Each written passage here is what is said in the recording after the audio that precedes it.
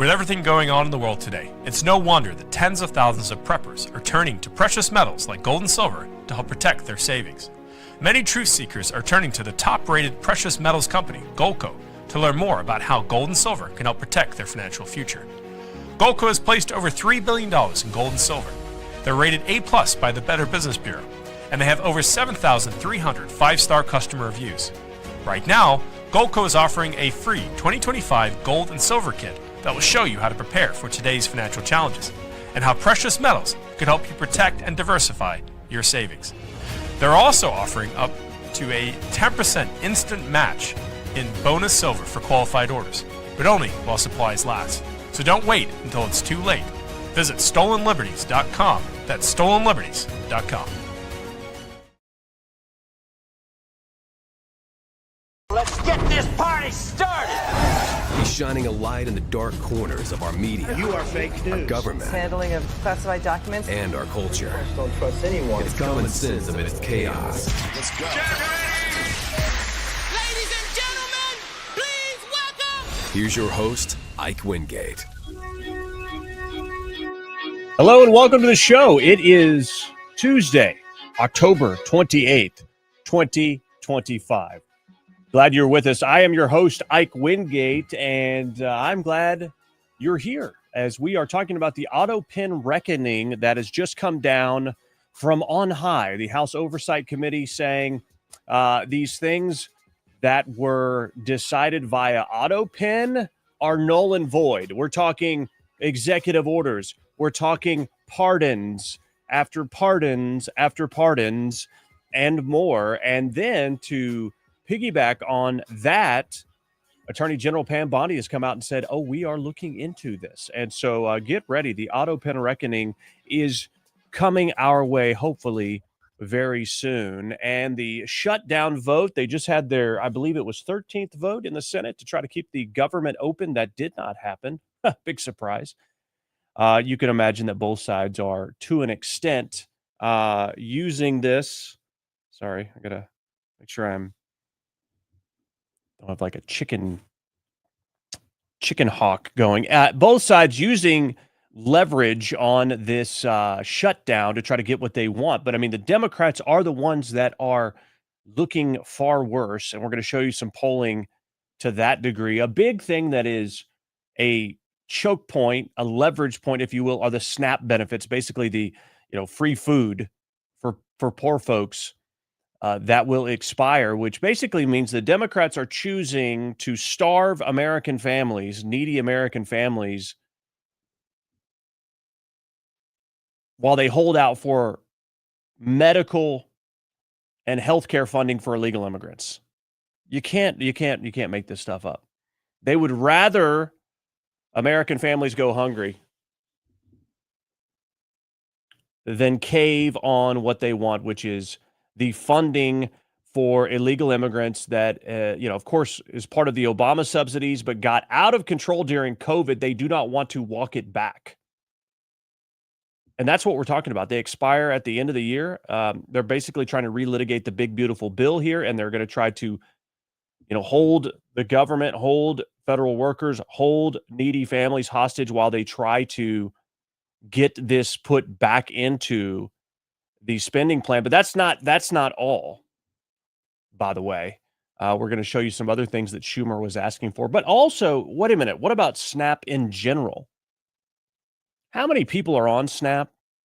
What does this actually cost? I mean, it's really shining a light on the SNAP program. We know that, what is it, the song Richmond, north of Richmond? 5'3", 300 pounds, taxes ought not to pay for your box of fudge rounds.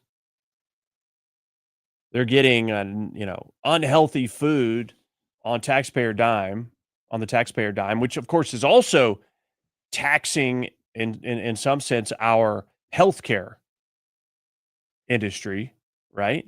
With the diabetes and whatnot. So it's just a tangled web. So we'll talk about that. Plus, Mamdani is in trouble. The betting markets are backing off of him. Cuomo in a late surge. You've got a week till Election Day in New York City. And is it going to be enough? Sliwa polling about 11%. If all of Sliwa's support would go to Cuomo, he would win. But then we're saying, wait a minute. Why would anyone advocate for Cuomo to win? All the people he killed during COVID. It's like, well, is a Cuomo better than a Mamdani? Tough decision for New Yorkers. Of course, that doesn't affect most of us, right? But I mean, it is the largest city in our nation, one of the, most well-known, if not the most well-known city in the world. And then we're just going to surrender it to a commie, a Marxist, a Jew hater, an America hater, a guy who says that, violence is a social construct and other garbage like that. And then, of course, the ballroom outrage that's going on over Trump's ballroom. How dare he? You have all these people coming out. Hey, I had no idea you were part of the Historical Preservation Society. You're so I didn't have any idea you cared about historic monuments so much. Aren't you the same people who were advocating to tear down statues? Yeah, they're just selectively outraged. And Trump got an MRI, which I saw this headline. I thought, that's a little interesting. Why did he get an MRI? So we'll talk a little bit about that. And then the Candace Owens situation. I don't know what has happened to this lady. Her latest accusation against the chief of staff for Charlie Kirk, Mikey McCoy. We're going to show you the clip of her talking about this. We're going to show you the clip that she played of the guy who was running the camera behind Charlie Kirk, the selfie video he made in the seconds after Charlie Kirk's assassination. We're going to show you the response from those at TPUSA explaining their side of it. Also, Candace unearthed some text messages where Charlie Kirk had predicted his early demise. Creepy, eerie, wild. So we got a lot to get to. We need your help in the algorithm. Heart the post right now on X and repost. Please heart the post and repost right now on X. Let us know what you're thinking about as far as the show. In the chat, we will put some of your chat comments on the show throughout the program today. So keep those comments coming. And you're watching on Rumble or Facebook or any of these others, give us a thumbs up. Thumbs up and repost right now. That would help us greatly in the algorithm. We need your help. The numbers have dwindled a bit, but I also, I have not been on here as consistently as I'd like to be. I'm ironing out some things that just have taken me away from the show, but I hope to get back to being with you regularly. You can plan on Thursday, Lord willing. I'll be back 2 p.m. Central on Thursday as well. So Bree is in the chat. What's up, Bree? Bree says, so glad you're back. Coupon says, so glad I caught you. Missed seeing your podcast. Bree has also reposted. So has Matt. Thank you. On Rumble. So please do that right now. That will help us in the algorithm. Now, here's what I would like to ask is if you're someone who's watching the show later, you're not watching it live. Let's say you're watching the replay on Rumble or maybe, the replay on X or Facebook. In the comments, just let me know, hey, I'm watching the replay. I'm trying to get an idea for live versus, on demand later kind of thing. So thank you, Matt, for the repost and the like. And keep your comments coming throughout the show today. AutoPen Reckoning is what we're talking about right now. And that's what came down here. What would you say? This morning, late morning? U.S. House Oversight Committee deemed all President Biden executive actions null and void. Now, do they have the full power to do that legally? I would say probably, they can say that, but I don't know how, without the DOJ involved, how effective they could really be at it because we're dealing with the law, but we're going to get to that in a minute.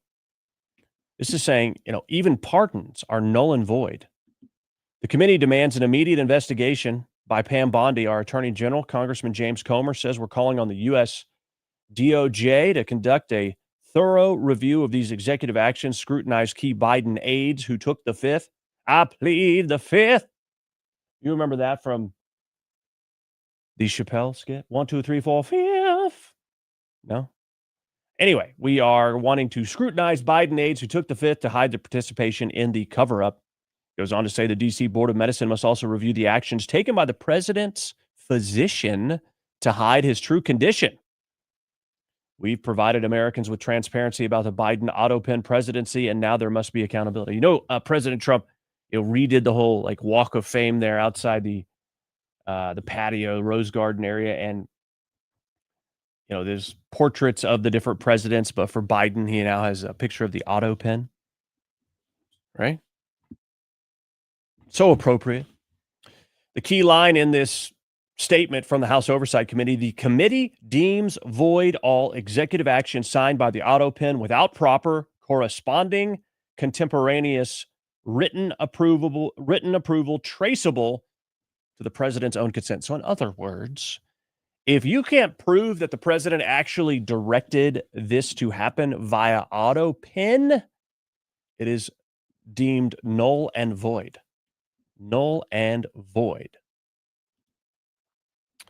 Okay. What are we talking about here? Well, let's talk about some of the aides that testified during this whole investigation. This is a long clip. We're not going to play it all. We'll play a little. Was the number one issue in the campaign the president's fitness or his age? Now, this is Ronald Klain, former White House Chief of Staff. Did you ever see President Biden in a wheelchair? I do not recall ever seeing President Biden in a wheelchair. And Another aide. I never saw him in a wheelchair. new information now on the people in his inner circle and how the cover-up actually operated. Senior aides that worked here until just a couple months ago, the beginning of this year, manipulating an ailing president for their own gain. How much were you paid for your role in the campaign in 2024? Just a little bit short of $4 million. I'm sorry, how much? $4 million. You believe that the president should stay in the race. Your own financial stake in the matter was a factor in any way in your advice to the president. I don't believe that. And when it comes to President Biden's decline, the official word from Biden world about all these news stories is that nothing has been revealed this week that shows that President Biden was anything but an effective president. Yes, I noticed that he was aging in terms of his physical condition. I noticed that, he shuffled more. That he has more stumbling over words and gaffes than he did at the beginning of the term. His rhetorical skills were not as strong as they had been, and his speeches were less effective, I thought. We talked about age. We knew it was an issue, and we tried to design a strategy. They tried to design a strategy. Basically, Weekend at Bernie's is what they did. Had a discussion at the senior advisor level about whether the president should have a cognitive exam. Flashback now to the legacy. All right. Anita Dunn there, senior advisor. So it makes you wonder, why would these people do this? Well, it's probably because they stood to gain from a career standpoint, right? I mean, we have this top Biden aide here that allegedly would have earned a $4 million bonus if Joe Biden had been reelected. So they all had, incentive. They all had motive. Obviously, they want to hold on to power. And who wouldn't want this? You didn't have to get elected, yet you have this guy who's in charge of the world that really isn't in charge of the world. In fact, you can be in charge of the world if you're part of the inner circle. And so, he's the figurehead, but we're the guy, we're the ones really doing this. That might work at some big publicly traded company where you don't want to sow I don't know, uncertainty for shareholders until you can figure out we're talking about the presidency of the United States. We're not talking about some big company where grandpa has to be insulated. No, this is treasonous. And take a look at this clip where this guy is clearly trying to be evasive, but he stood to gain millions of dollars had Biden been reelected. That's my view. Just to be clear, would the amount of pay you received for your role in the campaign, would that have changed depending on how far into the race President Biden made it?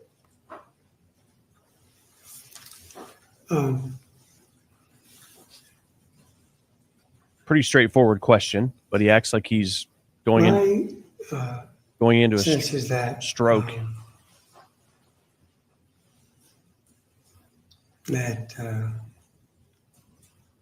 Right, okay.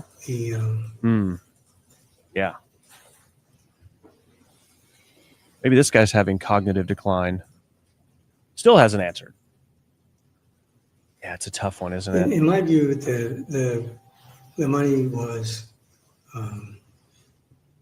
Yeah, right. We're gonna get an answer. Bueller. It was a guarantee. Oh, okay, a guarantee. We had a negotiation, and that's my memory of the agreement. Would you have received a bonus depending on the way the campaign went? Was that a possibility?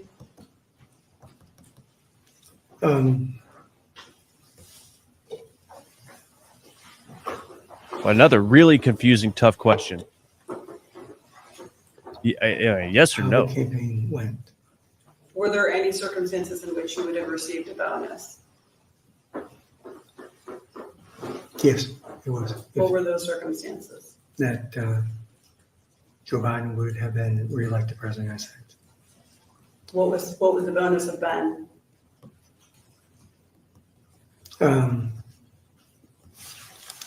I believe it would have been $4 million. I believe it would have been been the $4 million that you were already paid. Yes. How it would have went. I believe it would have been $4 million.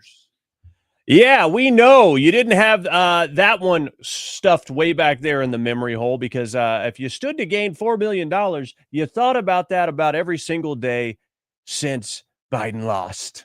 I could add 4 mil, baby.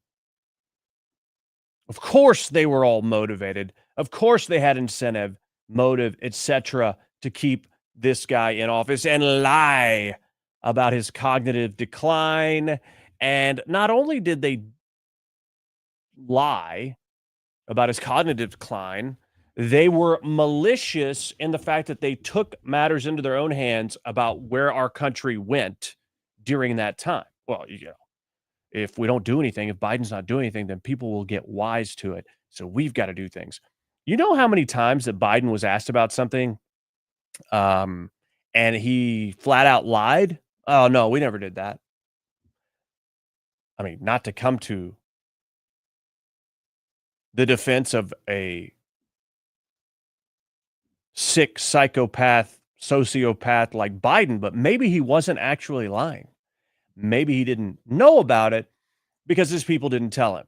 I think that has to be considered as a real possibility in this situation, as crazy as that sounds, because they were doing things, and we know this dude was taking a nap. We know it. Now, we say, well, we knew all that stuff. Right. And when are we going to see people in jail? When are we going to see handcuffs? I share your frustration in that matter. And Attorney General Mamdani says, my team has already initiated a review of the Biden administration's reported use of AutoPen for pardons. The new information from James Comer is extremely helpful, and his leadership is invaluable. We'll continue working with them to deliver accountability for the American people. Well, let's hope that they do, because if you're like me, it's like, okay, at some point here, we've got to see accountability as far as real punishments. All right, we talked about the shutdown, and so that's that story. Putting a bow on that. We will wait and see what happens. I mean, I'm pleased to see that Pam Bondi's involved. I got to be honest with you, when it comes to James Comer, like, all the things they unearthed about the Biden crime family, but nothing ever really happened with that. And, we spent the whole Biden presidency with him doing his press conferences. And, did we ever really see any true accountability? Like I appreciate the investigation. I appreciate, transparency there, but without accountability, all this is a waste of time. And so I'm glad to see that Pam Bondi is involved. Now, the 13th vote just happened a few minutes ago to continue the spending levels that the Democrats agreed to back in April, I believe. Same exact funding, right? Now, they did do some clawbacks on some things for NPR and USAID, but that's not even, that's not even their issue. Otherwise, though, it's the same spending, and you had 54 yay votes, which, basically it's the same exact way it was. 50 Republicans. No. Yeah, I believe it's 50 Republicans and 4 Democrats, maybe. Or maybe it's 49 and 5. I think you've got Rand Paul, who's voting against it. So nothing's happened. So yet again, you need 6 more votes here. Actually, with JD Vance and a tie, so you need 5. You need 5 Democrats or 4 Democrats plus Rand Paul, and you can keep the government open. Now, President Trump has been able to solicit and garner pay for servicemen and women and things like that through donors and other means, and has been able to extend funding for SNAP through some tariff revenue and otherwise. Well, now that's a lot of it's coming to an end next week, specifically SNAP benefits. Are Democrats motivated? Do they really care about the people? Well, they're still voting no. Schumer, according to Mike Johnson, Speaker of the House, one of the things Chuck Schumer demanded in order to vote to reopen the government was $4 million for global LGBTQI plus awareness campaigns around the world. Yeah, because we need gay awareness in Zimbabwe. All right. It's important. Hold the line. Republicans need to hold the line. Hold the freaking line. Now, this isn't in the House. This is the Senate. Okay. The House has already passed this thing. The House, where the Republicans have the majority, they passed it. It's done. All the Senate has to do is get a few Democrats, and this thing is reopened. But they're not doing it. Instead, they literally are trying to scare people into saying, oh, we're going to lose our health care and all this and that. Well, and they say, well, no illegal immigrants were being given free health care. Well, I can tell you they absolutely were. It's that, Medicaid reimbursements and things like that are done at the state level. The federal funding happens, and then the state does the administering of these reimbursements and whatnot. And they absolutely, in blue states like California and Illinois, were using that reimbursement allocation to fund medical care for illegal immigrants. It absolutely has been happening. These mass subsidies have been put under constraint, going away from the bloated COVID level spending. The insurance companies and all these people are, they are lobbying hard to get back those mass subsidies because they're more bloated now than they were after, because of COVID. People got bigger and bigger and bigger. Oh, all this money's coming in. It's like, whoa, wait a minute. That's why there's been such a resistance to go back to pre-COVID level spending, because everyone's gotten fat and happy. Not me, not you, but somebody out there is getting fat and happy off these bloated spending levels. And oh, by the way, we don't have a pandemic happening right now. So it absolutely is common sense that things get shrunk back to the way they were before. Democrats don't want that. They're Donors don't want that. And I'm sure there's plenty of Republicans being lobbied by the insurance companies and otherwise to put that funding back in. But not only that, not only are we sure that this funding was going to illegal immigrant health care, Chuck Schumer is asking for stupid things like LGBTQIA+.com/whatever awareness globally. I mean, that's insane. And I would almost argue that the Republicans, they were short-sighted on this. Because what they should have done is negotiated from a point of aggressive, an aggressive strategy. Instead of saying, we're going to do a clean CR, we're just going to continue the funding, and I can't do a Mike Johnson impression, but basically, we didn't ask them for anything. We just said continue the funding, and you shouldn't have done that.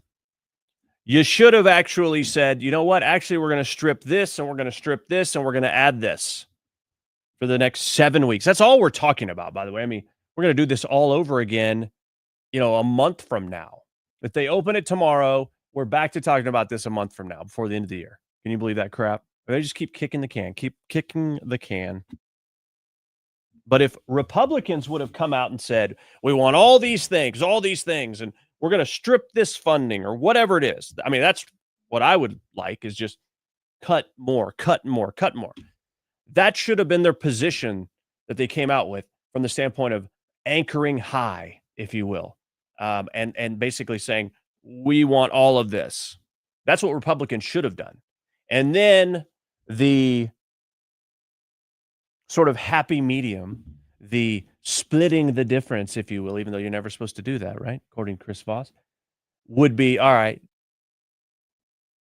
Democrats want all this stuff. All right, let's meet in the middle and just continue the funding level that we have had for the past several months.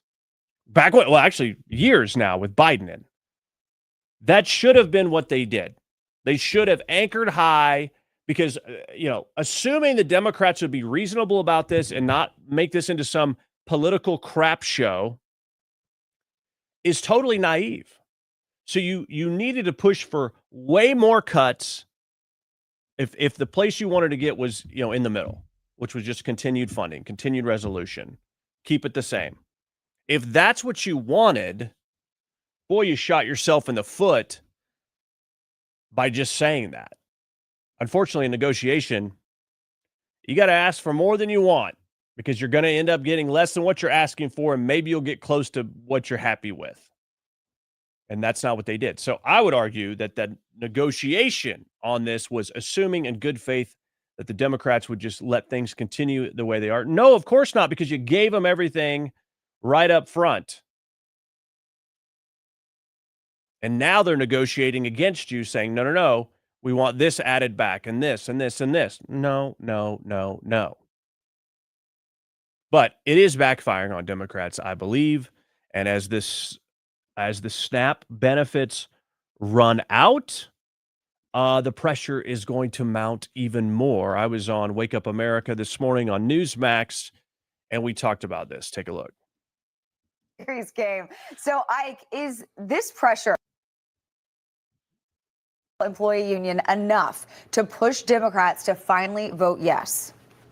Well, good morning, Charlotte. I hope so, because this is a hostage situation. We have 42 million moms and kids that will be without SNAP benefits going into next week. And so you really have clear contrasting pictures here at the moment based on all the things that have happened thus far, that if Democrats do not come to the table and get this over the edge to just continue the spending that was already agreed to, if they don't, it's very easy to make the argument that they favor illegal immigrant health care funding over feeding moms and children here in America. When you put it that way, it is very, very grim for Democrats.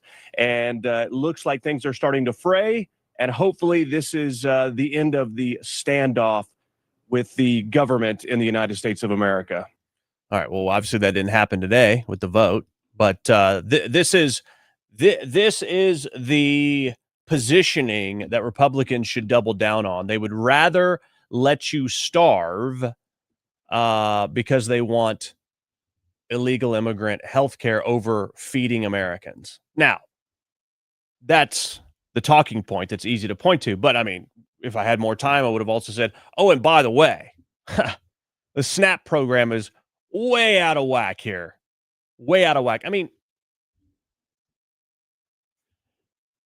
I understand that people need this for a period of time, and I am not judging anybody for that. Do I wish it was done by charities and churches like the founders intended? Yes.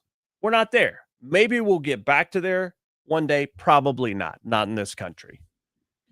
So yes, in principle, do I wish? Yes. But I mean, let's be pragmatic here. I mean, that ship has kind of sailed.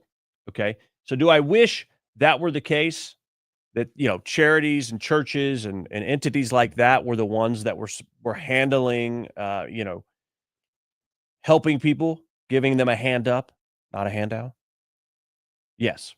Now, that being said, I don't judge anyone for having to be on SNAP benefits for a period of time. Now, there are people that are disabled and things like that, and it's just reality for them. Okay. I mean, there are people. There are people in the military that have to be on SNAP benefits because they don't make enough to support their family. Now, I would argue temporarily to feed your family, okay. But it should never, ever, ever be something that's viewed as an ongoing permanent thing for anybody. Even if you can, because there's dignity in work and there is value in work. And this is going to be better for your soul and your dignity long-term to get away from these benefits if you are able to, okay? But there are so many people that have been on SNAP for years and years and years. They're getting more money for groceries than most people would ever spend. And by the way, they're able to buy lots of nasty junk food. Oh, and by the way, we're talking about a lot of people that are on these benefits that are not Americans. I mean, that's the crazy thing is, you know, how many people from other countries are on this stuff? It's $145 billion a year. Okay. Let's see. Is this a video? Okay. So, right. Okay. So these are some of the things that are going to be affected here. Small Business Administration, passport and visa services, national parks, disaster relief, FHA insured loans, SNAP, and military pay. Those are things that are affected or delayed, stopped or delayed during shutdown. You know, we've got people working without being paid now. That's not good, especially when you talk about air traffic control. These are people I want paid. I want them paid, and I want them paid bigly. I want them paid right now. We don't need some crashes happening, do we? So we're talking 40 to 42, upwards maybe of 44, 45 million people in our country that are on these SNAP benefits. I mean, that's insane. There's got to be a lot of fraud going on with this. And the amount that people receive every month, I mean, I know for a fact that people sell these benefits. They use their $400 or $500 and they sell the other 500. They go to somebody and say, all right, you can use my card for $500 in groceries and pay me $300 cash. It happens a lot. I can promise you that. I've seen it happen. And so it's waste, it's fraud, it's abuse, it's out of control. So we can acknowledge that some people need a temporary handout. Okay? I will acknowledge that. But we should also be able to acknowledge that a lot of people are getting way too much. They shouldn't be able to, buy junk food, and they shouldn't be on this in perpetuity. We got major problems in the SNAP program. 59% of all illegal immigrants are collecting food stamps as well. I mean, I am not for someone who is here illegally getting free food. There are 42 million people in this country that need food stamps on a weekly basis. And we're saying people deliberately instead of Americans, because most of the people that are on food stamps aren't even from this country. 45% of Afghanistan immigrants are on food stamps, 42% of Somali immigrants, 34% of every immigrant from Iraq, 23% of Haitians, 59% of all illegal aliens are collecting food stamps, meaning that most of the people getting food stamps from the U.S. government and the U.S. taxpayer are not even Americans. Think about that. And we didn't know about any of this before the government shutdown started. But thanks to Democrats, we can confirm tonight that millions of Joe Biden illegal aliens, people who crossed the border when Joe was president, are now collecting food stamps from a program funded by hardworking American taxpayers. There are. All right, Rob Finnerty there from Newsmax. And that's exactly the point I was about to make, is that this is backfiring on Democrats bigly, because it has, again, like the USAID and other things like Doge, brought awareness to. Now you have this at the forefront, these SNAP benefits going to illegal immigrants. Oh, if you thought we didn't want Medicaid funding going to illegal immigrants, wait till you see what we do to the food, because this is untenable. Not something that can continue. So great job, Democrats, because you were greedy, because you wanted to hold the American people and federal workers hostage. What you've done is you've opened up a big old can of worms.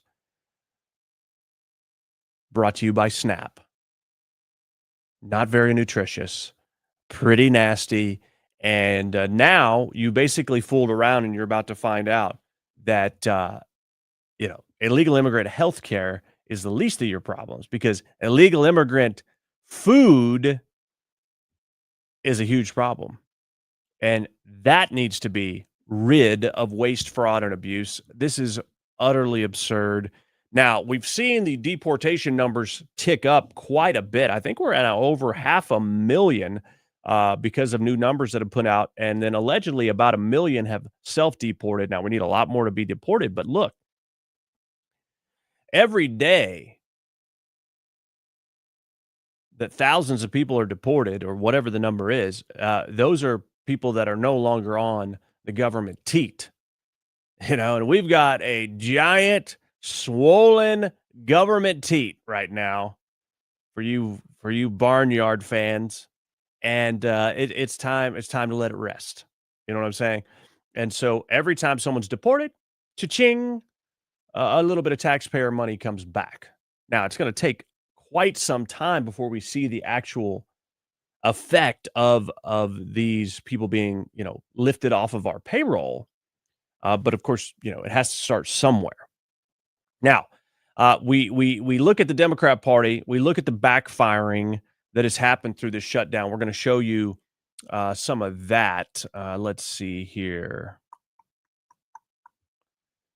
Yeah, let me play this one first. Yeah, all right. So that's what we're going to do. Take a look at this.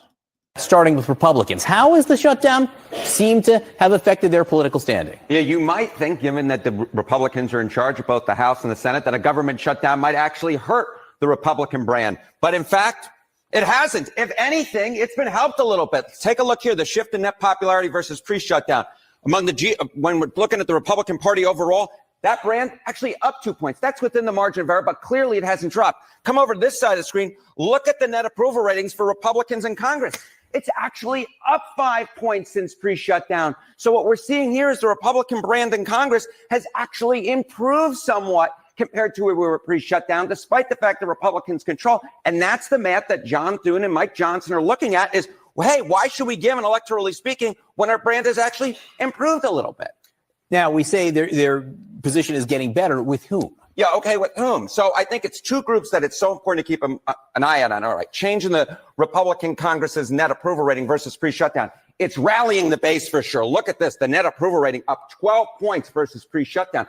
But it's not just with the base. It's also with the middle of the electorate. Look at this. Among independents, it's up 8 points as well. So we've got a situation here where Republicans with the shutdown are actually rallying their base, but it's also something that's not hurting them with the folks in the middle. If anything, it's helping them with folks in the middle. And this is the type of math that if you're Republicans, you like to see, right? Because something could rally the base, but alienate those in the middle, or something could rally those in the middle, but alienate the base. But the truth is, we're not seeing that. What we're seeing is the Republican brand has actually gotten better among independents, and it's also gotten better among Republicans as well, that Republican brand when it comes to those in Congress. So again, what's the electoral reason that Republicans would give in at this point? And Democrats, of course, they have their eyes on the midterm elections. Yeah, we have elections 1 week from today, but what Democrats in Congress are mostly focused on are 1 year and 1 week from today from the midterm. So how are they positioned right now? Yeah, so I mean, look, the generic congressional ballot, which traditionally Democrats have done really well on, and if you look at this point back when Trump was president the first time around, Democrats are up 11 points.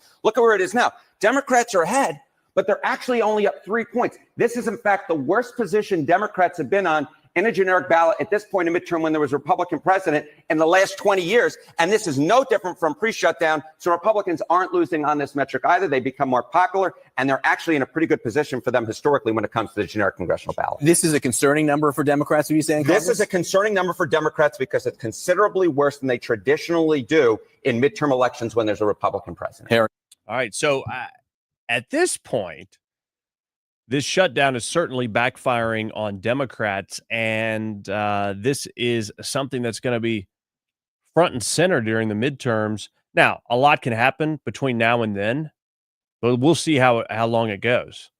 If this thing goes to the longest shutdown ever, I mean, that is going to be a key talking point in the midterms without a doubt. And, then you have likely the Charlie Kirk assassination trial that will be happening then. Maybe not.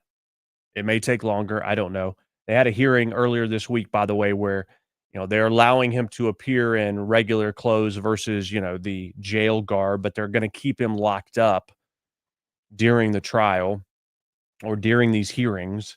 And so there's also a petition to get all of this on TV. It needs to be on TV. It needs to be broadcast, I would argue. The American people deserve to know it. We need more transparency in this situation because of the investigation and because of the prosecution. A lot of this stuff has not been communicated to the public, and it's a huge interest to the public. We're owed answers, and I understand there's some things you can't go into, but because of the nature of this whole thing and how unusual it is for a political assassination and for the assassin to be caught and stand trial, this is a unusual situation. We need full transparency. It is owed to us.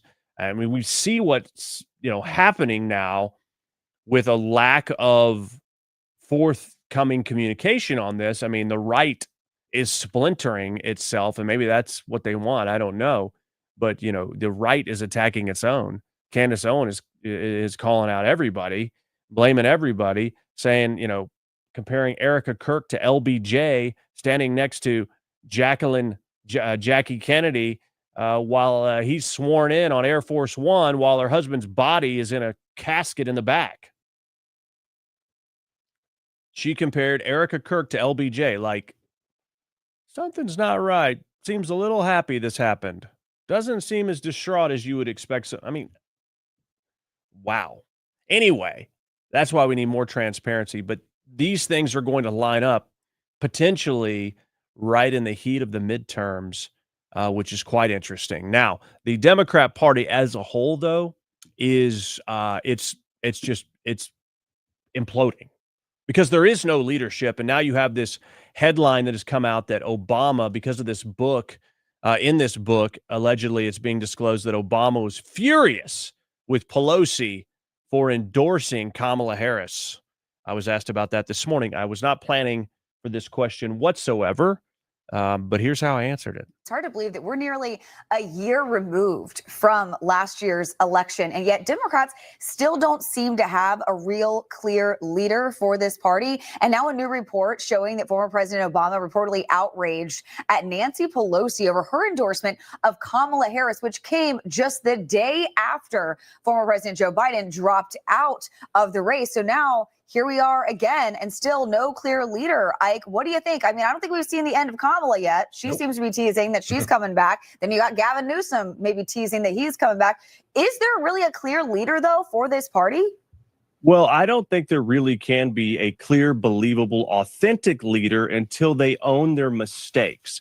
And that is the thing that we've been waiting on. But people like Senator Fetterman are willing to own the mistakes. I mean, even Hunter Biden in one of those weird podcast interviews owned a lot of the mistakes. Pete Buttigieg has a little bit, but they're just not believable yet. Who do you want to follow someone you can't really trust and believe, who's not authentic? That is really the problem the Democrats have. And when Senator Fetterman is the guy making the most sense, then I think we have a problem here. And they don't seem to learn. But for Republicans, this is a good thing. And the more they continue to push Kamala Harris, even better. But to that headline there with Obama getting upset with Pelosi, I noticed that at the time. Why is everyone endorsing Kamala except for Barack Obama, the guy who was sort of, the groomer for her, getting her into the mix? It shows a real fracture at the core of the Democrat Party. There is no leadership. And when you have no leadership, you have no vision. The people perish, as the Bible says. Yeah, he could clearly see that she was not the future. We have to leave it there. Okay. Where there is no vision, the people perish. There is no vision amongst the Democrats, and they are perishing. They are imploding. And, one thing I didn't say there, though, about Barack Obama being upset about Pelosi endorsing, what I think happened is Biden came out. Biden made that weird announcement on X, which is really strange, with this letter with a signature that looked different than, a lot of the other signatures, mind you. But then, it was like, wait a minute, is it going to be Kamala? People started going crazy. Obviously, we know Biden was forced out. We know that. Pelosi threatened, negative polling. Probably some other things. There were probably some other threats in there too. But Biden comes out and endorses Kamala, I believe a couple hours later, also on X. Really weird. It's like, whoa. Well, that's interesting. So what I think happened is, basically the people that are running the Democrat Party, like Obama and Pelosi, Schumer was involved. I don't know who else. Maybe there was a Clinton involved. But anyway, the people that are running this thing probably didn't want her to be the candidate. But Biden, knowing that, says, watch this. I'm going to endorse her. So he endorses her, locks that in, and then everybody has to fall in line. Obama was holding out. Obama wanted a convention. To Obama's credit, it would have strategically been a way, way better thing for Democrats if they would have had a convention. Think about the automatic, an open convention, the automatic built-in, baked-in interest publicly. They would have had so much earned media out of this, basically chatter about it for free because it's newsworthy. Trump has mastered the earned media mentality.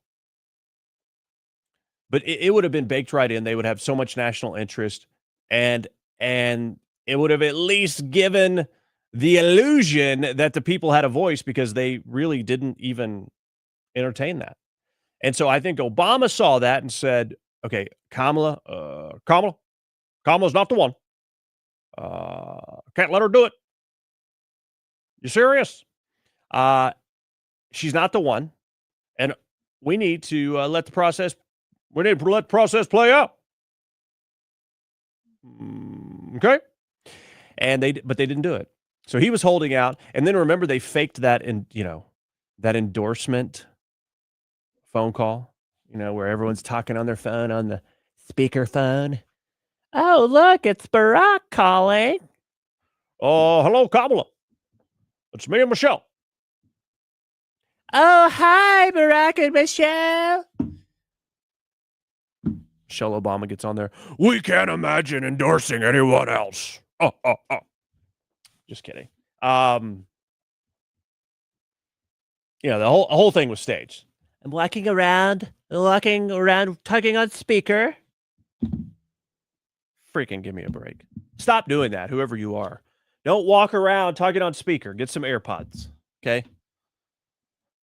Love it when you're like driving down the road and someone's like one hand on the steering wheel and they're like talking on speakerphone. Anyway, you don't need to do that. We have technology. There's nothing worse than talking to someone who has you on speakerphone. I'm sure there's worse things, but there's nothing worse from a phone conversation standpoint, in my view, than talking to someone who has you on speaker doing who knows what they're doing. Like, what are you doing? Because it sounds like we're in the bathroom together right now. I may not be. And by the way, I'm feeding back to myself occasionally and things are echoing. And the best thing is when someone's talking to you on speaker and they don't tell you that you're on speaker. Or they don't tell you that there's someone else there while you're on speaker. I mean, that's just like a cardinal sin of phone convo etiquette, by the way. So anyway, I'll get off of the speakerphone thing. Turning into a Seinfeld episode. All right. So we see what's happening in the Democrat Party. We see that this shutdown is much more negatively affecting them than it is Republicans. And clearly there's some people mad at each other. But going back to how that unfolded, it was clear. I don't think Biden, to me, he was not supposed to endorse Kamala. And he just sort of, on his way out, basically, dropped a landmine for him because the people that wanted him out didn't want Kamala, but by him coming out and publicly endorsing that soon, basically, I just spit everywhere. Basically locked her in. Biden did that. I did that, with the sticker. Biden did that. He did that. Now, the other theory would be that Kamala's people, orchestrated that endorsement. That's certainly a possibility. But the fact that very rarely have we seen this happen since Obama's been on the scene, that he hasn't been on the inner circle of what the party is doing from the standpoint of alignment. Usually he's leading the way, whether it's publicly, a lot of times, though, it's privately. But this was clear. He was trying to say, nope, not going to endorse it. I'm going to let it play out. Let it play out. We're going to go to a convention. That's what we ought to do. That's what we ought to do. It's the right thing to do. It's like, whoa, what? You're the only one saying that. They screwed me, Michelle. They screwed me. So, that's not the way it was supposed to go. Barack, the reins got away from him, I think, is a reasonable way to look at that. And the fact that we're finding out that there's this rift between him and Pelosi, to me, is evidence of that. Now, let's move on briefly to the New York City mayoral race. Mamdani, his odds are diminishing. They were surging. Cuomo has had a bump in the polls. He's still about 10 points behind. Slee was 11 points as far as his polling goes. He's not going to drop out. Now, this Mamdani guy, though, we know he's an ear tickler. I said that on Newsmax the other day, and the liberal that I was debating said, I've never heard that term. Well, read the Bible. It's in there. But that's what he is. People wanting, they want to hear things about free stuff and the fact that they're not responsible for their own success and it's, somebody else's fault. That's what some people want to hear. And that's what Mamdani has recognized. And also, he is a gifted communicator. There's no doubt about it. He's like Barack Obama 2.0.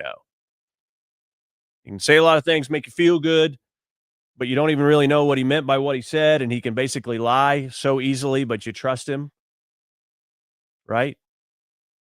I'm not saying I trust Barack Obama, but I'm saying that is generally what happened around the 2008 election. He fooled a lot of people. And that's similar. We see a style that's similar in Zohran Mamdani. Now, he tried to come out and play the victim as a Muslim. After 9/11, my aunt lived here. She couldn't even ride the subway and she couldn't wear her hijab or whatever it's called, or her hijab, whatever. She couldn't wear it because 9/11. I don't know. Maybe the people that lost family members on 9/11, maybe they're the victims. I don't know, give or take. Anyway, here's the clip where he communicated that. I want to speak to the memory of my aunt.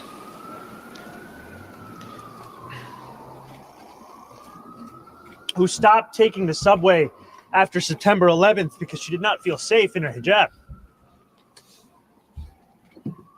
I mean, he's either crying or trying to cry. Her hijab, she was not safe wearing her hijab, not safe going on the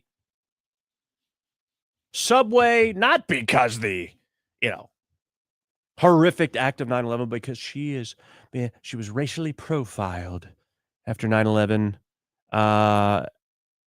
Yeah, no crap. People were scared because they just saw many of their friends and family members murdered by religious zealots.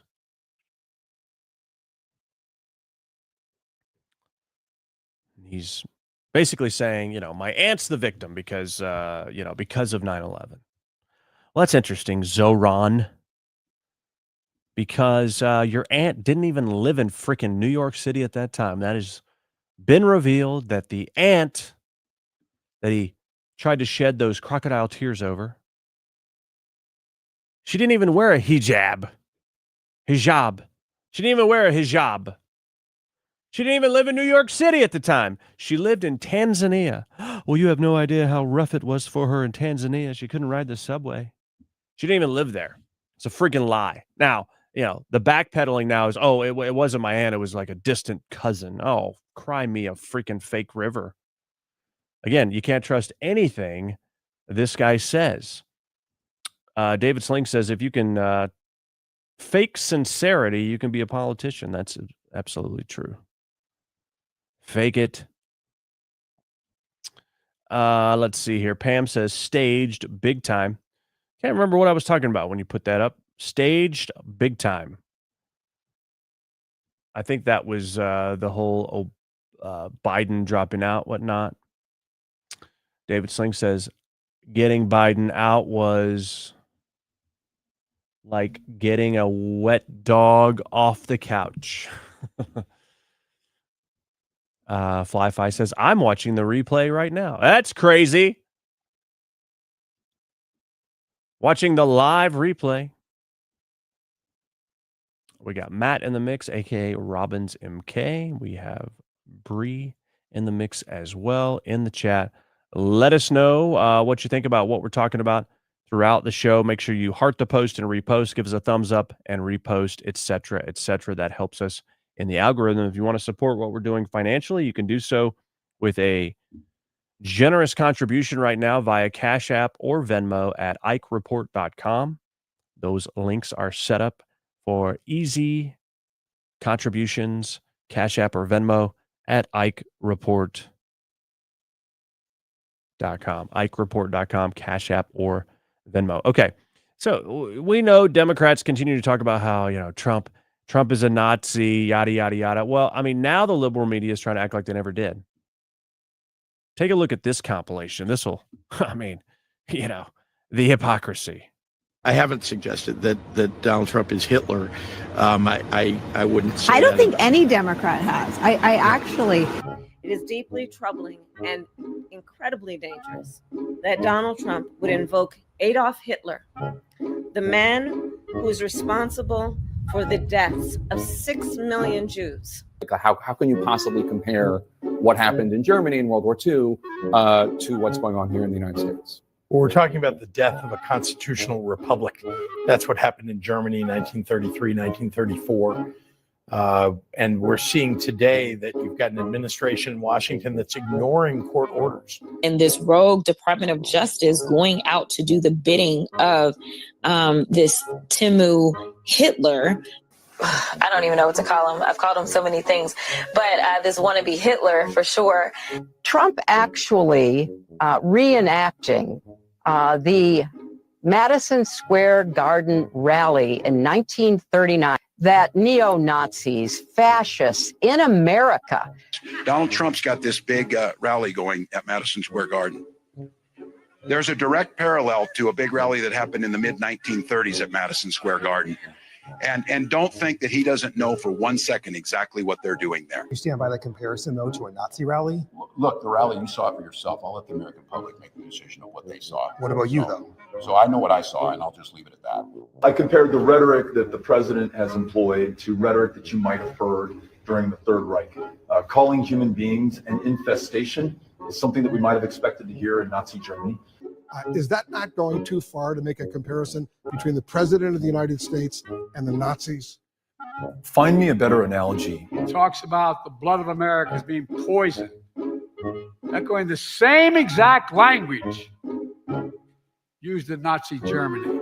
He is paving the way to become a Vladimir Putin or to become an Adolf Hitler or a Kim Jong-un. That's what he wants to be. Donald Trump is also very old and a racist and a neo-Nazi. Comparing the tactics of Donald Trump to Mussolini and Hitler is a very legitimate thing. Gee, I don't think any Democrat has ever compared Trump to Hitler. I haven't suggested that Donald Trump is Hitler. I wouldn't say I don't that. think any Democrat has. I actually. Okay, so Kamala Harris, Joe Biden, AOC, Jasmine Crockett, Beto O'Rourke, Tim Walz, and on and on and on and on. These people. Fake news, MSNBC, right there. I mean, are these people that stupid? Do they think we're that stupid? I mean, which one do you think it is? Do you think that, their viewers will never check it, so therefore they can just say whatever they want? That the internet doesn't exist for MSNBC viewers or something like that? I mean, what? I mean, when I was on during a left versus right debate, you can find this on my X feed last week, we were talking about this situation in Virginia with, John Jay, the guy running for AG against Jason Miyares, and, this John Jay guy, Jay Jones, that's his name, not John Jay. Too many J's. He a few years ago sent text messages saying, that this guy's kids, the Speaker of the Virginia House, him and his kids should be killed, and doubled down, on it again. Anyway, this guy I was debating said, Democrats have, condemned that, or, whatever. I said, I haven't seen one Democrat call for this guy to drop out at all. I mean, and so it's like the stuff they say, they either are grossly uninformed, they're in a vacuum, or they just hope that no one fact checks it. But we're not going to let them get away with it. We're not going to let them do it. Those dogs, they're dogs and they're lying dogs. We're not going to let them get away with it. Okay? All righty. All right, so speaking of President Trump, he's got the big, beautiful ballroom. You can't have a ballroom without balls, let me tell you, okay? Eric Swalwell has vowed to destroy. Basically, he is demanding that any 2028 Democrat candidate must basically vow to destroy the Trump ballroom when if they're running for president and they win. Like, that's his litmus test for whether or not you can be a legitimate Democrat candidate for president in 2028 is whether or not you agree to destroy Trump's ballroom. Eric Swalwell, out of California, said the next Democratic presidential nominee must vow to demolish President Trump's White House ballroom, proposing the pledge as a litmus test for the party's 2028 contenders.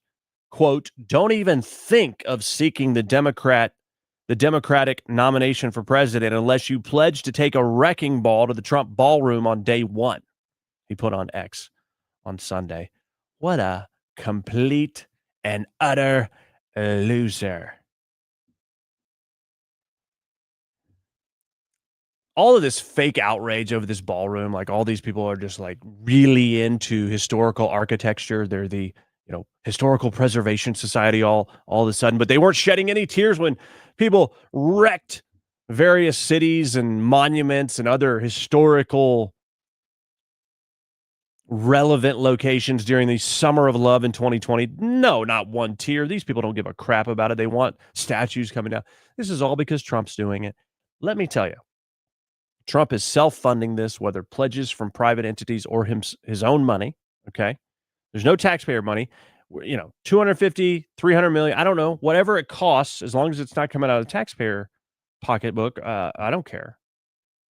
But Obama spent nearly $400 million on converting the tennis courts to a basketball court during his presidency. And that was on the taxpayer dime. Did you see a bunch of outrage over it? No. But they're outraged over this thing that the taxpayers are not paying for. And oh, by the way, the East Wing, it was built to cover a bunker. Okay. It's not some historically precious bit of architecture or structural significance on the White House grounds. And oh, by the way, even Obama complained of having to have state dinners, etc., in tents on the lawn of the White House because there was no space big enough. And you got people that are on the inside that say, oh, we've been to events there where people are dancing in the lobby because there's no dance floor there. I mean, this is the freaking president of the United States of America, the most powerful country in the world, the leader of the free world, and he has to have people out on his lawn under a tent using porta potties. Okay, the only people that should use porta potties or have to use porta potties are prisoners, okay? Not dignitaries. Okay, it's just a bad look, okay? Even if you get those nice porta potties that come in on the trailer, like, come on. This is ridiculous.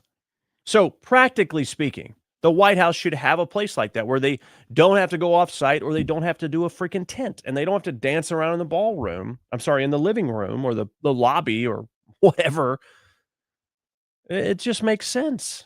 It's needed. And let me tell you, every president from Trump thereafter will be grateful to have it. But no, you can't admit that.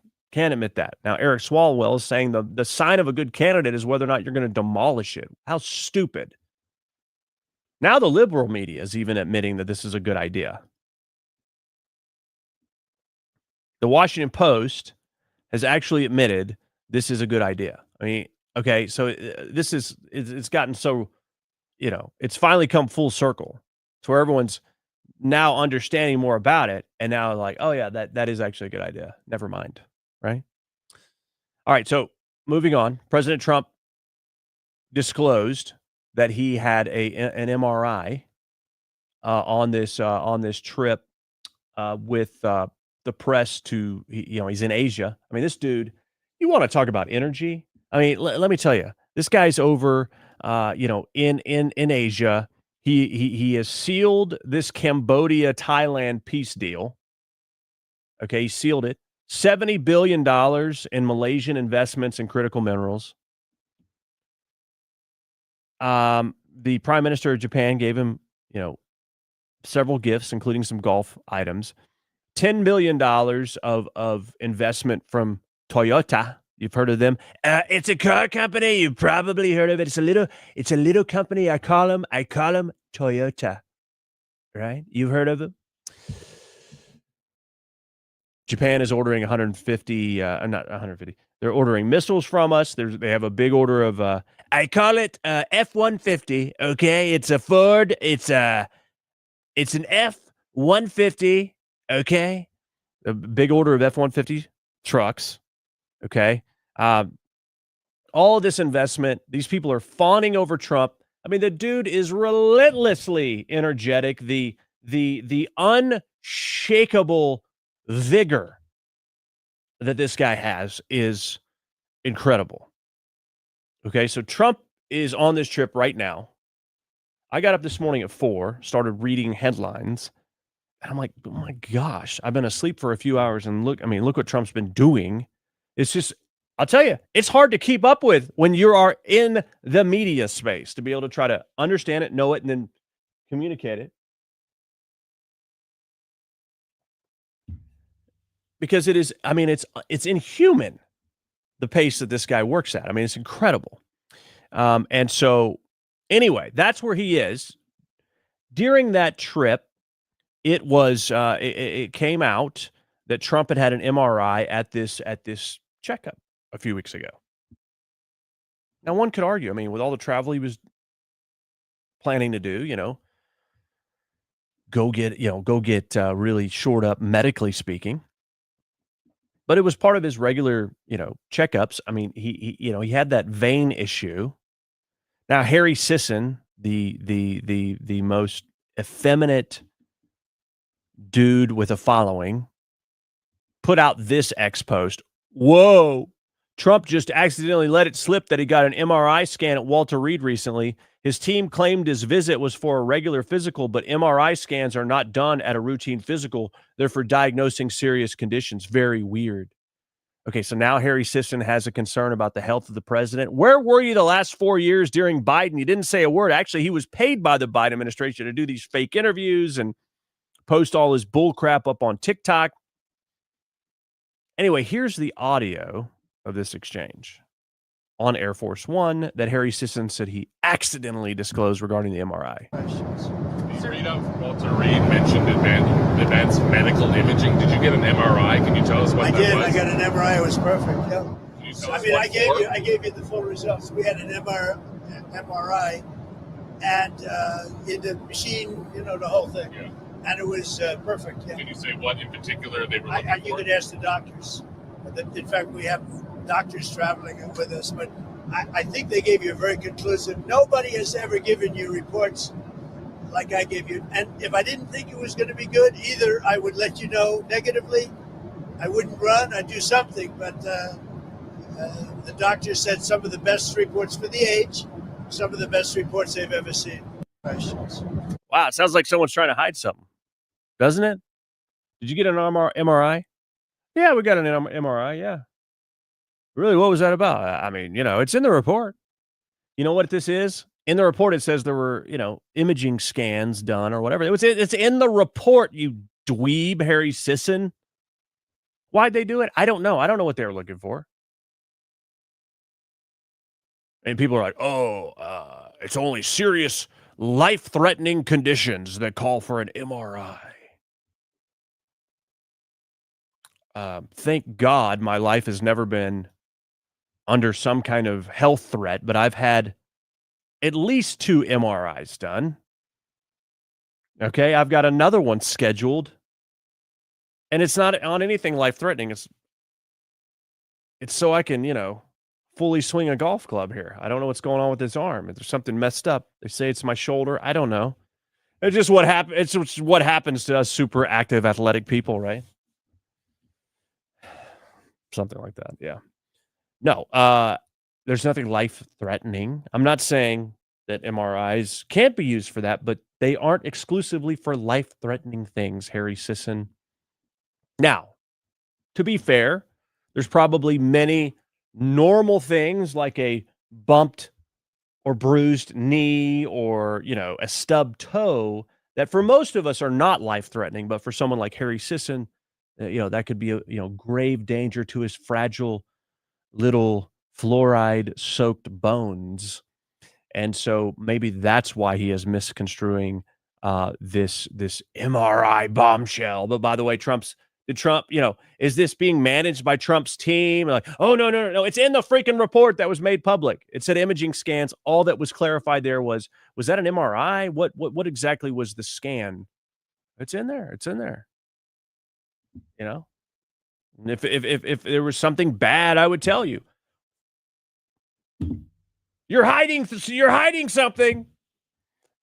The contrast between how Trump handled that versus how the Biden team protected that and lied about it. It couldn't be any more clearly contrasted there. But facts, history, that doesn't matter to these leftists. Bree says, I can't stand Harry Sisson. By the way, Trump, after that No Kings rally, he posted that video, some AI video of someone dropping crap from a plane on all the protesters, and AI Harry Sisson was on there getting mud or poop dumped on him. I don't know, but it's pretty funny. Bree says, and that is exactly what is wrong with the left. They worry about stupid crap that doesn't matter at all. That might have been in reference to Mamdani. All right. I'm going to get into this Charlie Kirk assassination accusations from Candace Owens here momentarily. Just want to pause to let you know, if you want to support the work we're doing to bring you this content, you can do so via Cash App or Venmo, $5, $10, $20 at IkeReport.com. We've got those unique links set up there. Our merch store is also there at IkeReport.com. And another thing you can do to help us out is to like and share this broadcast. If you're watching on X, that would mean hearting the post and reposting. It's a thumbs up on most every other platform, but please do that right now. That will help us share it, repost it, smash the thumbs up, heart the post, all the things. Please do that right now. That will help us. All right, the plan right now is to be back with you at 2 p.m. Central, 3 p.m. Eastern time on Thursday. Okay? Keep your comments coming in the chat. We want more of those. I will say we hope to land at a consistent time slot as many days of the week as we can very soon. Just please bear with me a little bit longer. Believe me, you're frustrated. You're not near as frustrated and impatient as I am. I promise you that, but we're working on it. Please bear with us. Keep your notifications on and on and on and on. All right. So Candace Owens, she has revealed private messages. Now there's a lot of people alleging, that's, some Jewish people or Mossad or Israel, who knows, killed Charlie Kirk. There's all kind of accusations. People are really mad today because Tucker Carlson let Nick Fuentes come on his show, a guy who was totally ugly to Charlie Kirk, a guy who just attacked him relentlessly, wouldn't leave him alone. And Tucker Carlson had him on and apparently didn't challenge him. Made a lot of people upset. Because Charlie Kirk, he despised that dude because of what he tried to do. So discord, dissension, and, this whole anti-Israel sentiment with the groypers inside of TPUSA, allegedly. Now, again, we've talked about the Israel thing here. I'm so tired of it being like the thing that everyone brings everything back to is like Israel or Jews or something like that. Like literally everything. Like it's not the only thing happening in the world. Okay. And then, the Christian Zionist label. Tucker came out and said, he basically despises Mike Huckabee and Ted Cruz and several others as, Christian Zionists. I think we're going too far here on this, my friends. I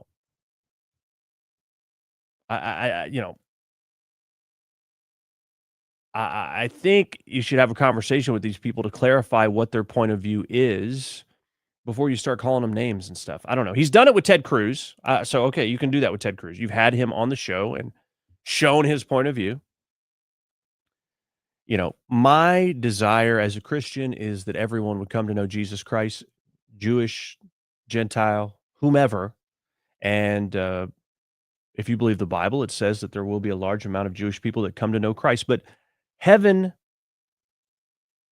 is entered by those who have repented and trusted Jesus Christ as their Savior. No other option when you believe the Bible, you believe the words of Jesus Christ. But you also understand that God has an affection for Jewish people. Does that mean that people get into heaven that are Jewish that have not repented and trusted Jesus Christ as their Savior? I would say that Scripture says no. If you know, the only way is Jesus Christ. The only way. Does that make me an enemy of someone who doesn't believe that or someone who's Jewish? No. Again, the desire is that everyone would come to know Jesus Christ as their Savior, no matter who they are. So I think we've dehumanized some people. At the same time, I understand some people have negative experiences with certain people. It does happen. But I think the obsession over it, I don't think is helpful. It's just been very helpful for me to say, you know what? There are people that hate what I believe. No matter what their religion or non-religion or their ethnicity or their DNA says. But that doesn't mean that they're beyond the power of the gospel, and I still have to desire that they would hear it and know it. That's the tough calling of being a Christian, is not being permissive or passive, but people are going to hate you and you got to love them anyway. That doesn't mean you let them do whatever they want. That doesn't mean you don't defend what's right. None of those things. But it's tough because it's a lot easier just to hate, demonize, and stereotype those that disagree with you. It's hard not to. But if we're following the example of Christ, that's what we have to do. And I think this conversation has gotten way out of hand. I understand not wanting to send $1 bazillion to the government of Israel. I understand not trusting everything any government says or does. I understand all those things. But find me one government that you trust what they do. Just one.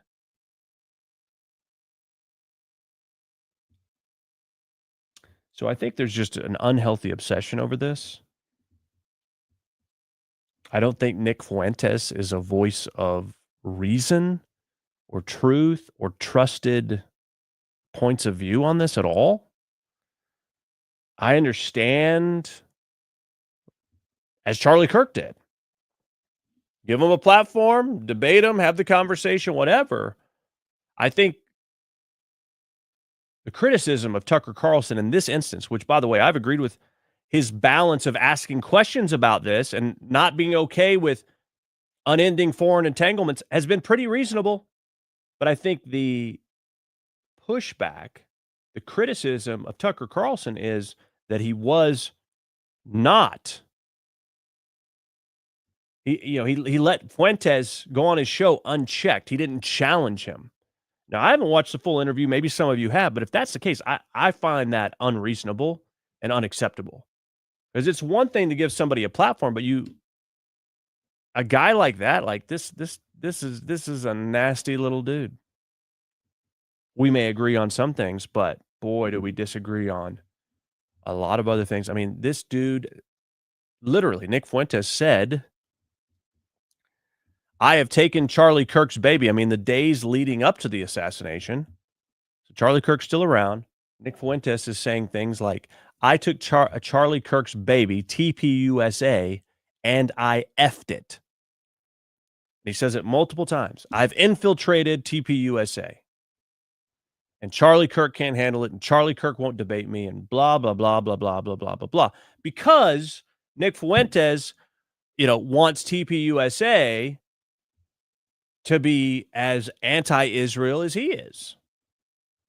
It's like, why are we destroying people that we agree with on a lot of things over a few things we disagree on? I think that is, honestly, I think it's totally inefficient, destructive, short-sighted, and stupid.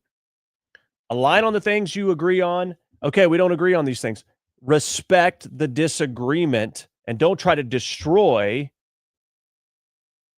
someone else's endeavors on the 10% of stuff that you disagree with when you agree on so many other things. I just, it's sickening what we're seeing when it comes to Nick Fuentes and now Tucker Carlson platforming him without challenging him, I find problematic. Okay. And so, man, it's wild what this, again, I've been called a Zionist many times, which again, no one has been able to define what that means. Okay. Just to clarify, I don't believe that you just get entangled with unending foreign wars and that you just give Israel everything they want. It doesn't mean I trust Israel's government. It doesn't mean I trust everything Netanyahu says. I mean, I don't trust, honestly, I don't even trust everything Trump says because he's just a man and he's a politician. I think that's reasonable, but I don't trust what, the leader of any country says, word for word, no matter what. Why are we so focused on Israel? We give money to a lot of places. Oh, well, AIPAC and AIPAC. You know that China spends more money on lobbying in the U.S. than Israel does, but why aren't we focused on them? I'm not saying don't call things out, but I think there's an obsession now over here when there are plenty of other situations that are comparable that we don't spend near the amount of time and effort critiquing. But my point of view is Israel, I believe, has a right to exist. I, as a Christian, want to do what I can to help them continue to exist, but that doesn't mean that they have a blank check and that at some point there, it's not a blank check no matter what situation. There is a line somewhere that says, we'll help you up to this point, but we're not going to go further. I don't want the destruction of Israel to be on my hands. But it's a sacred place. And we should be able to separate, Israel from, a government, so to speak, and be able to be critical of the government. I reject the idea you can't be critical of the government and you're labeled an anti-Semite. I don't agree with that. But again, like I said, I've been called a Zionist. Because Israel exists. They are a country. I think they should be allowed to continue to do that. I think they are an ally in many ways, but they are self-focused in many ways, which are so many other countries. It's like wanting, the leopard or tiger to change its stripes. It's just not, it's just not the way it is. So unfortunately, this issue has railroaded the right. It's become an obsession. And I'll tell you this. When I'm out and about and I meet new people, 8 out of 10 times, they want to know my stance on Israel. I'm like, what are you talking about? Really? That's your biggest concern? With everything else going on. And I'm telling you, man, that is really strange to me. Because it has taken over the narrative, and then it's so broadly overshadowing that I'm like, that is a really tough thing to have happen organically in this amount of time. I know you have, October 7th and all that. It's leading me more and more to believe that there is a concerted effort, like an intentional, paid-for effort for anti-Israel sentiment. And if you're anti-Israel, it doesn't mean... Let me back up here. I think a reasonable place is where I'm at. Okay, of course I do. I'm biased, right? Is to understand the pitfalls on both sides, but to support Israel.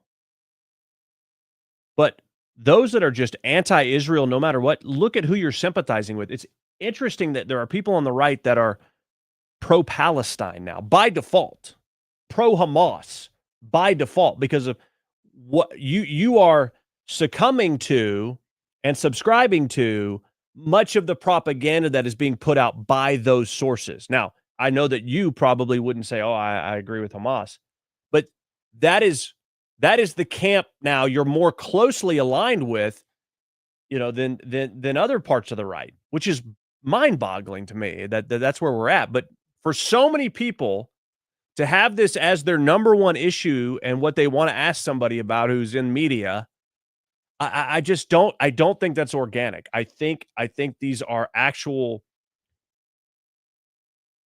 organized campaigns that are going on online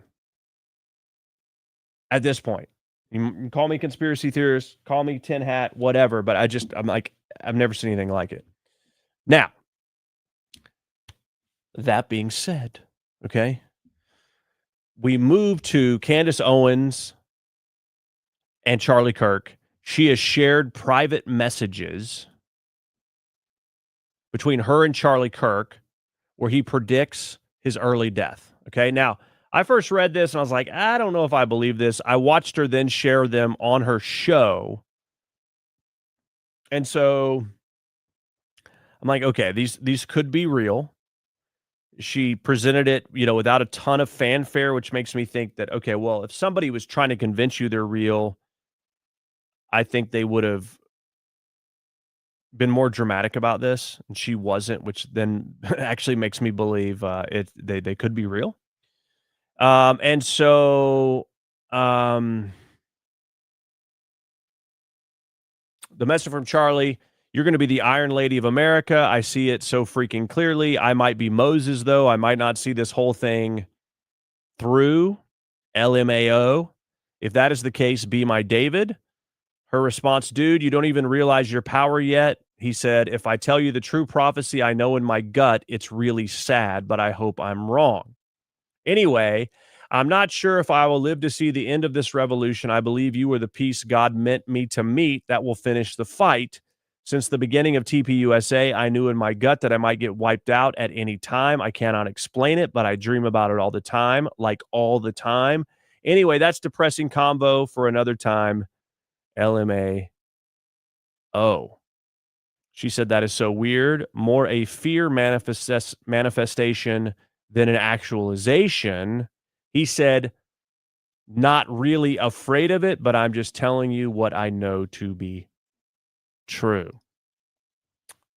That is eerie.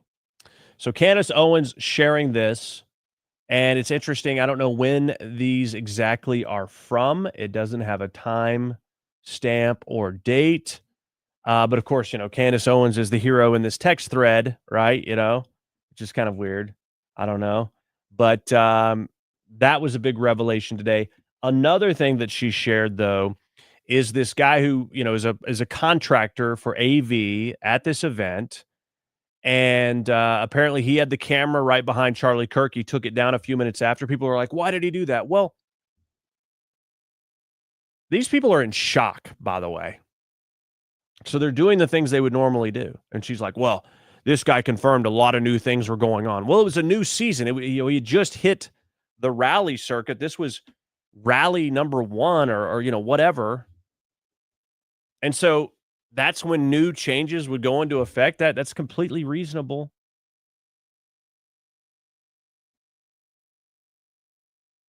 Now, I get it. I mean, in hindsight, you're like, yeah, nobody walks around here. Nobody, but it was just kind of chaos there for a little while. No one could really secure the scene to preserve some of these things. And some of these people were just doing things so they didn't get stolen or whatever. Well, Candace Owens puts this video out of the guy apparently who is in charge of this AV company, who had the camera, who wouldn't share the footage because he was worried he was going to get hacked by Google and the file was too big. He didn't want to share it with her. He was worried. He didn't want to get in trouble. She says it's because he, was doing something he shouldn't have been doing. Could she be right? Yes, but she could also be very wrong. But she just sort of paints this picture like, oh, he had to be hiding something. It's like maybe the dude just didn't know what to do in this situation. You ever think that's a possibility? I mean, it's very easy to be critical of someone in a high stress, high trauma situation until you're in it. And then you realize, I don't even remember doing these things. And so anyway, she shares this. Now, granted, I don't know that I would start shooting a selfie video right after this thing happened. But basically the implication here is, oh, he must have known it was going to happen because he went and shot this video immediately and caught them actually, putting Charlie Kirk in this vehicle right after it happened. Take a look. They just shot Charlie. They just shot Charlie. They just shot Charlie.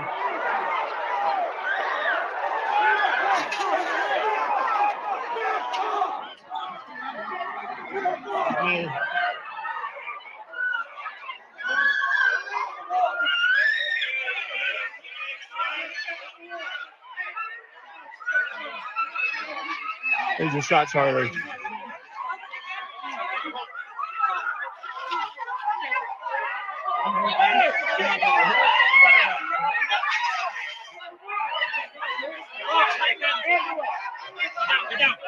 He's dead. God help him. All right.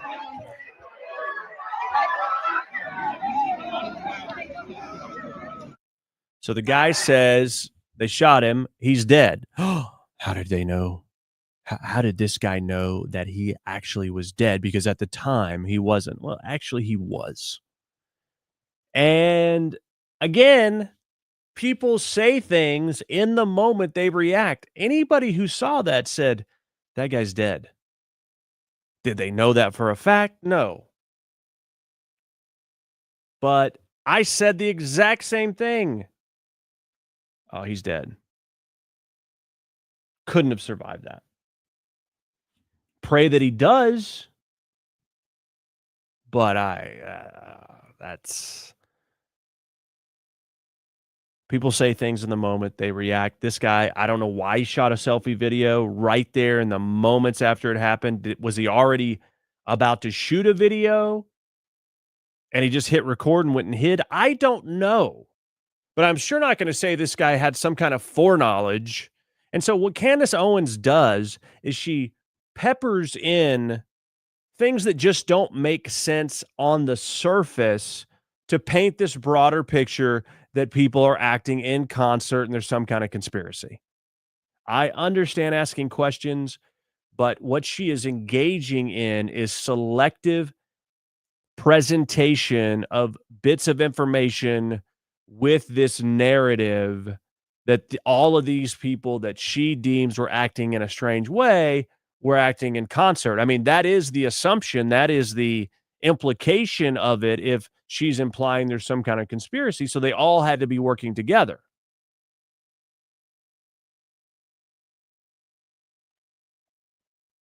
And so she puts this video out as some kind of evidence. Some kind of evidence because he said he's been killed. How would he know this? Now here's the clip that I'm going to talk about now. This is Candace Owens. This is a few minutes. She's talking about Mikey McCoy. Okay. And look, I don't have, there's no motivation for me personally, except for the truth and not dishonoring a guy who dedicated his life to communicating the truth, specifically the gospel, etc. So much of this stuff irritates me personally because I internalize it and said, if something like that happened to me, is this how it would be manipulated? Like I feel like they're dishonoring Charlie Kirk, the people that are even some of the people that were closest to him with Candace Owens and what she's doing. Like, so I take it personally because I'm like, someone who's out there trying to get the truth out there, and then when you're killed, they manipulate it for views. Please And so, again, I'm not equating myself to Charlie Kirk in any sense whatsoever. I'm not pretending for a second that there would be anywhere close to the amount of people that even knew about something like that were it to happen to me, God forbid. But I'm saying, as someone whose motivation is to get the truth out there, and then in your untimely murder, the people that you thought were closest to you are manipulating it for views. That is so offensive. And I don't get offended very often. I hate to even say offended, but that is so offensive. And so there's nothing in this for me. I'm not a TPUSA apologist or anything like that, okay? But what Candace Owens is doing is she is accusing the chief of staff of Charlie Kirk, Mikey McCoy, for acting in a way that she deems strange in the moments after the assassination, because he's standing there with the phone and he walks away from it and it looks like he's on the phone. Now, I grant you, on the surface, you might look at that and go, that's weird, or that's odd, or I wouldn't necessarily do that, or I wonder why he did that. I mean, that's my reaction, is I wonder what was going on there. I would like to know more information. Does Candace Owens take that point of view? No. There's no way he could have gotten on his phone. He must have already been on his phone. He must have known it was going to happen. I mean, that's what she's implying. We're going to play her clip, and then we're going to get to the explanation, potentially, for exactly what's going on. And we can come back to the starting point here and say, Candace Owens, stop saying bull crap that you have no business saying. Ask questions, yes, but imply that things were going on that weren't going on and equate Erica Kirk to LBJ. That's just disgusting. I think it's beneath you, actually. Take a look. Is that he says Mikey had blood all over him, except Mikey did not have blood. All right. So she's referencing Mikey McCoy's, I believe it's his father, the pastor to Charlie Kirk. I believe, yes. Where he was explaining how he got the call from his son in the aftermath. Now, in the clip, the pastor say, I got a call from him. This is right after it happened. Blood's all over him. He doesn't say blood's all over Mikey. Okay. He was speaking in various sound bites there at once, as he didn't have it like written down. So I don't listen to that clip and say he was saying that his son had blood all over him. He could have very easily been talking about Charlie Kirk has blood all over him. It just happened. He has blood all over him. I'm talking to Mikey. Like, that's basically how it went. Anyway, she's referencing that. Anywhere near him, because Mikey was behind the tent when Charlie got shot. And Mikey, in less than a second, does something that I find to be quite strange. He puts his phone to his ear and he begins a conversation. So we're going to watch that clip in its entirety. Mark is going to bring it in.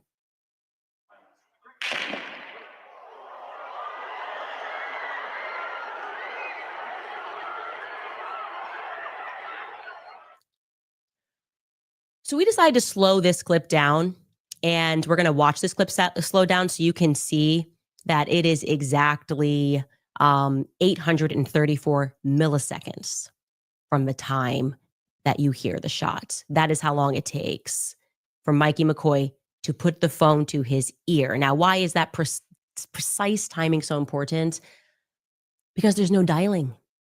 Mikey didn't have time to dial, okay? You can't dial and put your phone to an ear in 0.834 seconds. The next time that you're going to see Mikey McCoy, as we just showed you, is in just under 2.5 seconds on the other side of the tent.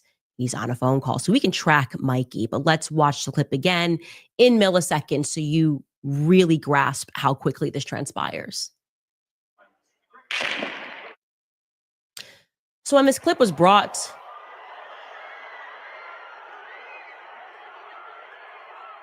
there we go. We're tracking that.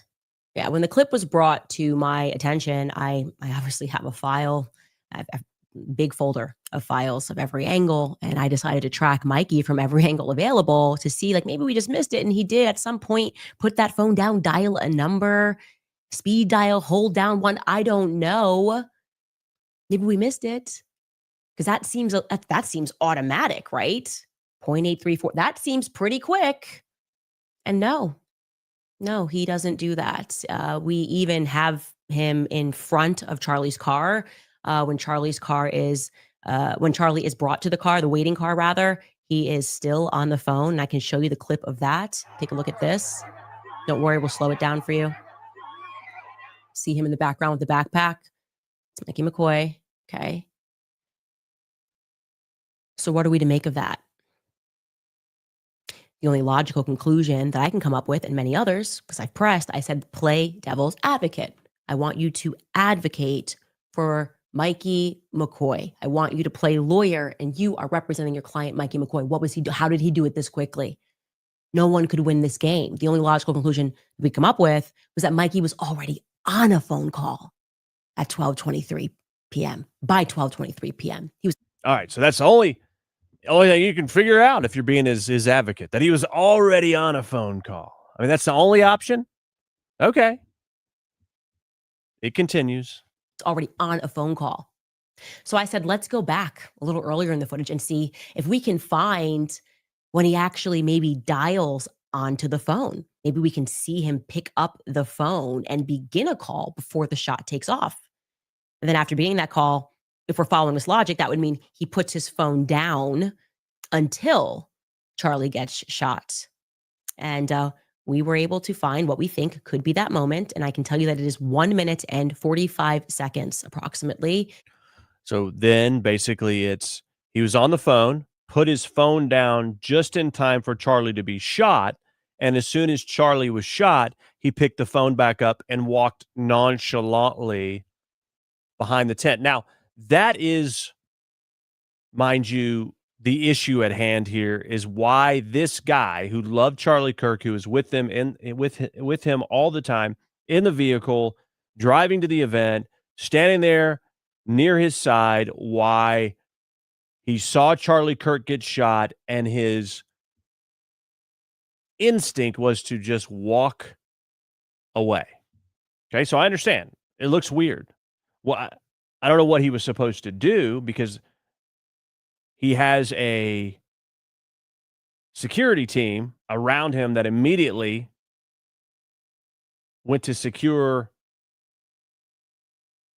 Charlie and then get him out. And you go, well, there was a gunshot. Wouldn't people be scared? Wouldn't they be on the ground? You know, in situations where people are in shock, it's very, I mean, not everybody reacts like you think they would react, you included. Some people scream, some people run. There were people right after that shot was taken that stood up, or that never ducked and were looking around. Think about it after President Trump was shot. Multiple bullets firing. You had people standing up, looking around, trying to find the assassin. That was their instinct.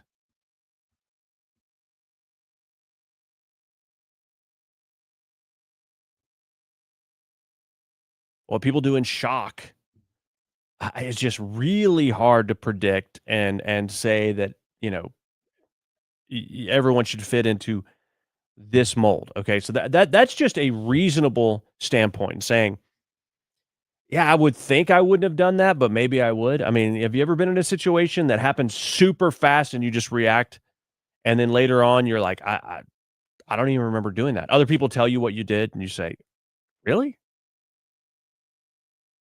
Now, I don't know why he reacted that way. Maybe they've gone through some kind of level of situation training. I don't know. The question I grant you is, well, the one shot went off. How did you know others weren't going to happen too? That's the situation where I go, it seemed like people would be more on the ground afraid, but there were a ton of people over there. Maybe based on the sound and the buildings, maybe it wasn't as loud where they were, or maybe it was louder. Maybe it echoed off those walls in a way that created, the ringing sound. And they were disoriented after that point. You see what I'm saying? Candace Owens isn't considering any of those things. Before that shot goes off, and we can watch that here. You see Mikey's on his phone here, and you're going to see he pulls it up, and he starts to cover his ear again. All right, so he pulls it up. We don't know if he's on the phone. We're not seeing whether or not he's on the phone right here. And now, that could be unrelated. Again, we're taking a guess here. That's what made the most sense to us because we couldn't justify it in any other way. And I want to be clear, we're not here to make assumptions, okay? Oh, really? And we wouldn't have to make any assumptions if Turning Point USA could just tell the truth. They could just be open and they could be honest about everything. Okay, I obviously went out to both Mikey McCoy and Andrew Colvett for a statement. Asked those two questions. Hey, who were you on the phone with? What's going on here? No response. Weird. Because if that was me and I saw clips going viral and people were drawing conclusions from that clip, thinking that I was already on the phone, thinking that my reaction was weird, I would instantly hit back. I'd say, here's my call log. You want to know who I was on the phone with? 911. Maybe they don't feel like they owe you anything, Candace. Maybe they've blocked your phone number. Maybe they don't live their life waiting for you to call them out for some requirement that you deem necessary for them to clear their name. Maybe, did you ever think about that? That maybe they don't even see your text messages because they've decided that you are not a friend because a friend wouldn't do what you're doing. Maybe that's a possibility. No. The implication here, though, is they're hiding something because they didn't do what she wanted them to do. Obviously, I was freaking out. I called 911. I didn't know what I was doing. Here's my phone. Here's my whole call log for that day. But this is, I don't know. I guess we live in a world where that doesn't make sense. I would have issued a statement to dispel any rumors, but they have not. Okay, so it must mean they're guilty of something. I mean, okay, so then let's take it further. We go to, a slowed down version of this Mikey McCoy video. Okay. Gang violence. Great.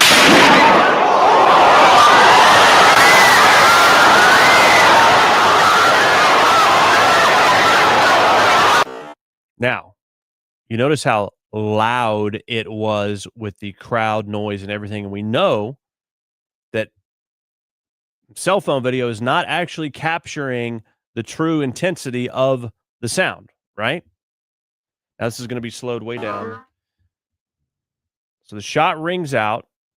The camera's over there, left arm raised by Mikey McCoy. He's in the white shirt over here. Okay. And then they turn.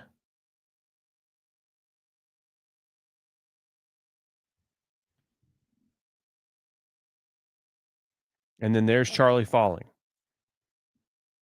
So there was a camera in between him and a barrier in between him.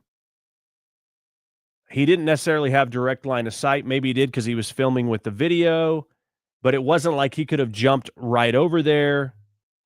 And obviously, it's very, very possible, as we know they did have security protocol. And so, therefore, he may have said, oh, in this situation, I'm supposed to leave. Now, as this video points out, Mikey is on the phone, strolling away. They say he's on the phone while other people are ducking. Okay, this is why he stood out, because it was like, wait a minute, you got all these people panicking, running, and here he is with the backpack on and the white shirt. So it looked suspicious because it's like, this guy's way too calm, right? Let's see here.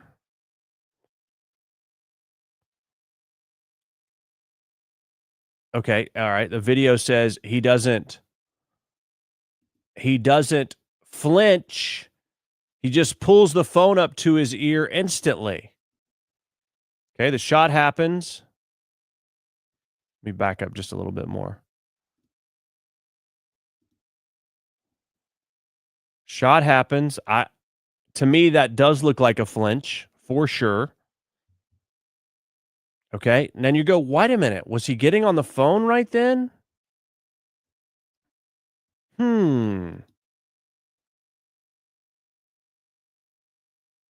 Okay. Somebody comes in and says something like, get out.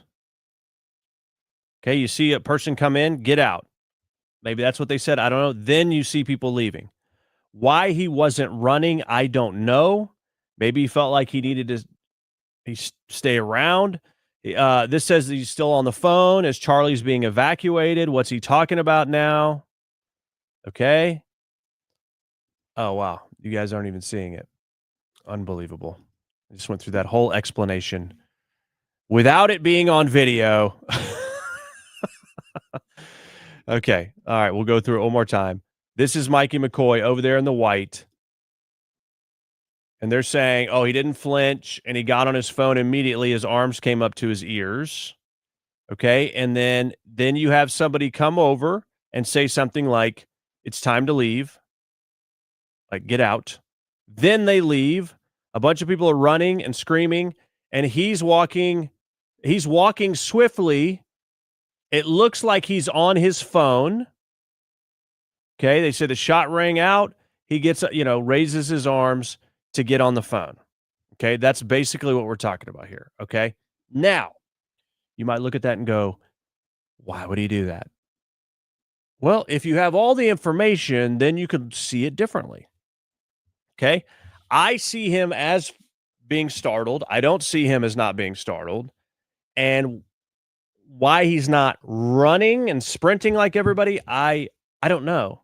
He's definitely walking swiftly, but then you go, wait a minute, it's like he's on the phone talking nonchalantly. Is he on the phone? Or is he covering his ears? This morning, Blake Neff, Andrew Colvett addressed this accusation from Candace Owens on the Charlie Kirk show. Take a look. And that Mikey, Charlie's chief of staff, one of the most sincere people you'd ever meet, brilliant, Christian, kind, everyone he ever met in his entire life, couldn't hurt a fly, was part of a conspiracy to murder Charlie. That's what's going on. Yeah. It's vile. It's utterly vile. Who would do this? What type of individual? Just to create content, do we think, or is there what's the ulterior? I don't know. I think a lot of this mindset just sort of fuels itself.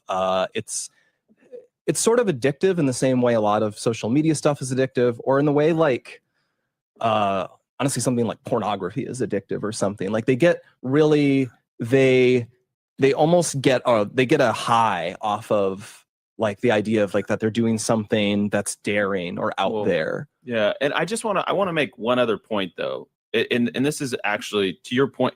You saw Mikey do heroic things that day. I saw Mikey. This guy Blake, the bald guy, was there that day. Do heroic things. I was not on site, but I immediately flew to Utah. We got a plane. I mean, it's not something that I'm used to, but it was like my wife went with me. We went straight over. I knew I needed to be with Erica and the team immediately just because, I just knew. But that moment when I got the news, I was so shell-shocked. I was not even there, but I was immediately traumatized. My brain fries like an egg. I can't see straight. I can't think straight. All I knew is that like what's happening. My wife came in, she like hugged me. We started crying together. And I can't even remember those moments very clearly. I wasn't even there. Mikey was two steps talked away. about that. And I asked him, I was like, do you even remember the moments after? He's like, I can't even really remember. I know I called Erica. I know I called my wife. I know I called my dad. I can't even really remember the steps I took. I can't. But here's the last thing I want to make a point of. And Charlie had given me similar instructions along the years. Said, if anything ever happens to me, you call Erica. Yeah, that's the other thing. And he drilled that into Mikey's brain so that when this moment of trauma happened, that he turned around and he knew he had to do it. And by the way, I just last thing, because this is part of the video allegations here, is that they think they're alleging that he was on the phone immediately. He was not. He was taking social videos, which he would send to our group chat, which we would then put on Charlie's social while the event was happening, so you could see like the crowd come in or his interactions. And we were only 2 questions into this event, so he was still getting it out to all the chats he needed to do, which he did at every event. He turns around, and it was so blaringly loud, I'm told. You would know this better than I, but this is what I'm told. It was so blaringly loud, and he was so shell-shocked. He put his fingers in his ear, but his phone was still in his hand. He walks away, and he's... and not even walk. Yeah, I want to, because people are talking about that. The way it was is we had a cordoned off area with grates, so you had controlled access. All the people, when this happens, they all get the idea we should leave before we are shot. And so there's a little narrow gap that I think people, it's not really walking, it's that everyone has to slow up to get through this little narrow choke point to get out of the area. And anyways, well, the point is he walks briskly. I don't even care if he's walking, running, whatever, because again, the most traumatic thing you could imagine had just happened to him. My brain fried. I cannot imagine what was going through your guys' head being on the scene and seeing it. Okay. What do you think about that, Candace? Huh? So it was so loud, you literally shell-shocked, potentially had the ringing in the ears. If this has ever happened to you, I mean, anybody who's been in battle, it's happened. Anybody who has been around a loud noise, you have that ringing in the ears where, like, you see it in the movies where it's like, you can't fully hear everything, and it's totally disorienting, okay? If you've shot a gun too close to a wall and it echoes and you don't have ear protection, things like that. I mean, and these are the kind of conditions that, law enforcement and our military, they train in to get familiar with this disorienting factor. Most people don't have that. So it was so loud. We played that video with the crowd noise that doesn't even do it justice. He already has his phone in hand, messaging, and his immediate just instinct was to cover his ears. And people are telling him to leave. And so he's going the direction he's supposed to go, but he can't hear everything fully. He's disoriented. He's not standing right next to Charlie, even though in the video it looks like that. There's a barrier in between and a camera in between, and then the backdrop, and people are pushing this way. I would argue that it happened so fast, we're doing it in slow motion, but Charlie hadn't even fell yet. So I don't know that at that moment, because he turned before he would have known visually that Charlie Kirk had been shot, he turns, so quickly. I don't know where he was looking when the shot rang out. If he was looking right at Charlie, he saw the jolt.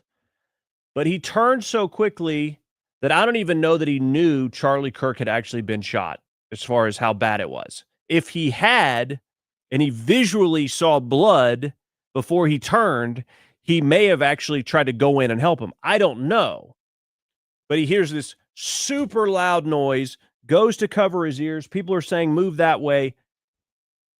You can't necessarily assume that he knows everything that's going on, and they have to get through this choke point, and he's walking briskly.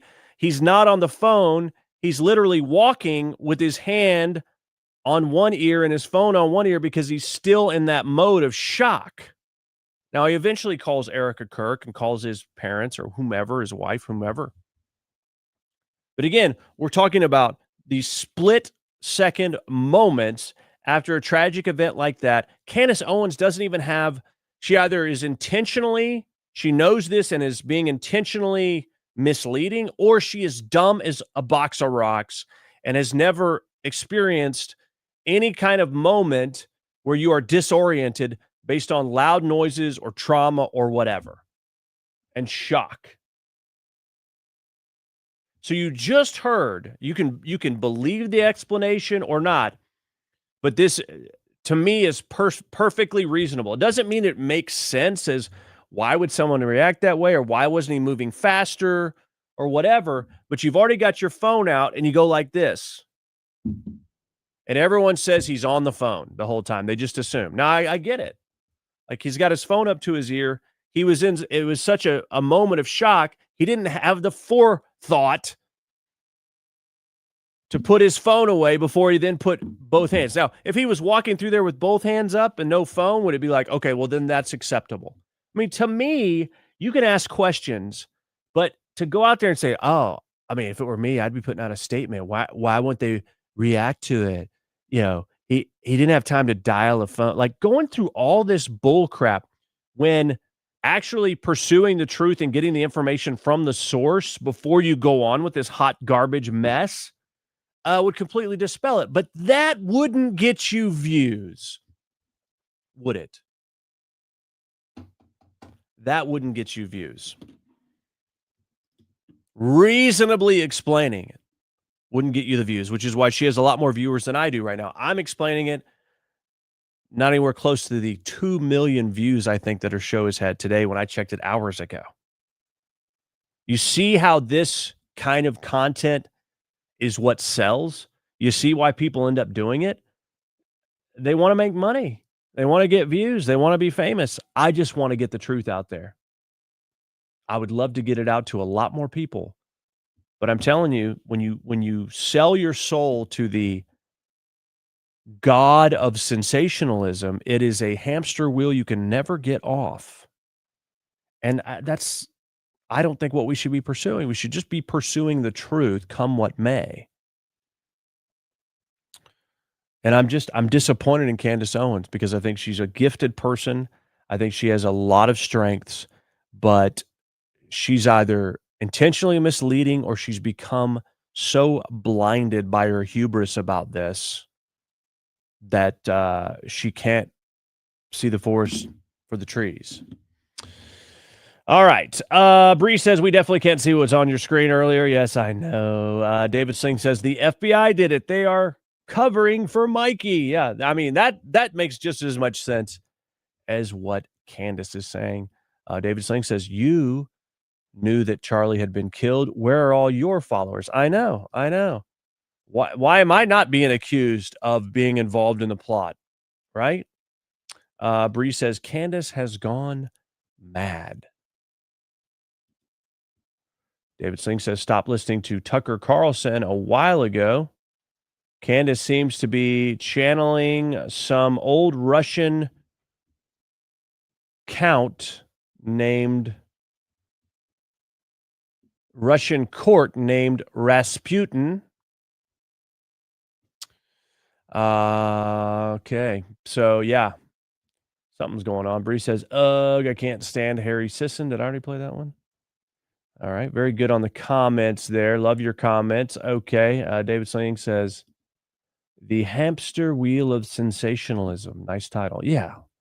Let's coin that one, shall we, David Sling? The hamster wheel of sensationalism. The hamster wheel of sensationalism. Okay. Yeah. Michelle Stewart on YouTube says, so I noticed. I don't know if that was when I realized I was not showing you the video, but I do apologize. I do apologize for that. Make sure you give this broadcast a thumbs up and a repost. Heart the post and repost on X if you would. Our plan is to be back at 2 p.m. Central Time on Thursday. But before we end today's show, you know what we got to do. It's time for today's Triggered Liberal.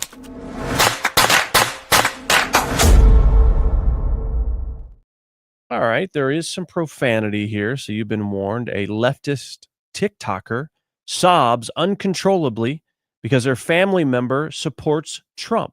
She thinks all Trump supporters are racist and cries over criminal illegals being deported. This is, of course, on the Libs of TikTok page. Take a look. You, like me, have lost a family member to MAGA. This video may be for you. I've tried my damnedest not to come on here and crash out. since that fuck has been in office, with the exception of the day after the election. But what I do give a fuck about today is this interview. He's going to get a third term. So Trump 28, Trump is going to be president 28. So I sent that clip to my brother today, and his response was the prayer emoji. And I'm like, what? And he's like, anything is better than what your side could produce. And, you know, but it's like, you know, it's like, I know that the people who voted for him, who are like deep MAGA, I know that they are racist. I know that they are bigots. I understand. I can't accept it yet still, and I will never agree with it, but I understand, I can like comprehend that this is just truly who they are. They don't want everybody in this country to have rights. They just don't want it. Every day in the city while I watch these videos of these innocent people just trying to go to work They're or illegal. drop their kids off to elementary school. They've committed crimes. Slammed to the ground, cuffed, thrown into a van like cattle, like, you know. I wonder if she weeps for any of the people that have been raped and murdered and kidnapped. No, just for the perpetrators, I guess, huh? Oh, but I have to get up and go to work and do my online activist and donate to my mutual funds and go to the protest and try to do all the things, knowing that like it's not enough and we're losing. We have lost. I am so deeply sorry, America, for what we have to live through. Oh my gosh. What is wrong with liberal white women? Are they not the most susceptible to BS?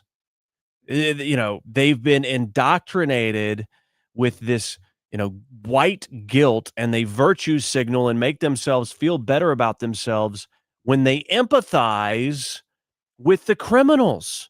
I believe Allie Beth Stuckey has coined this phrase. I think she has a book out that's called Toxic Empathy. And that is what we are seeing in our country, is empathizing in a toxic way. And liberal white women are the most susceptible to this. In fact, liberal white women are some of the most unhappy, most medicated group of people in this country. I'm telling you, there's a correlation, my friends. We have an epidemic of triggered liberals. There is a cure, okay? There is a cure. Turn off MSNBC. Stop taking these antidepressants and go find a masculine man, and everything will take care of itself. It's time for today's Triggered Liberal.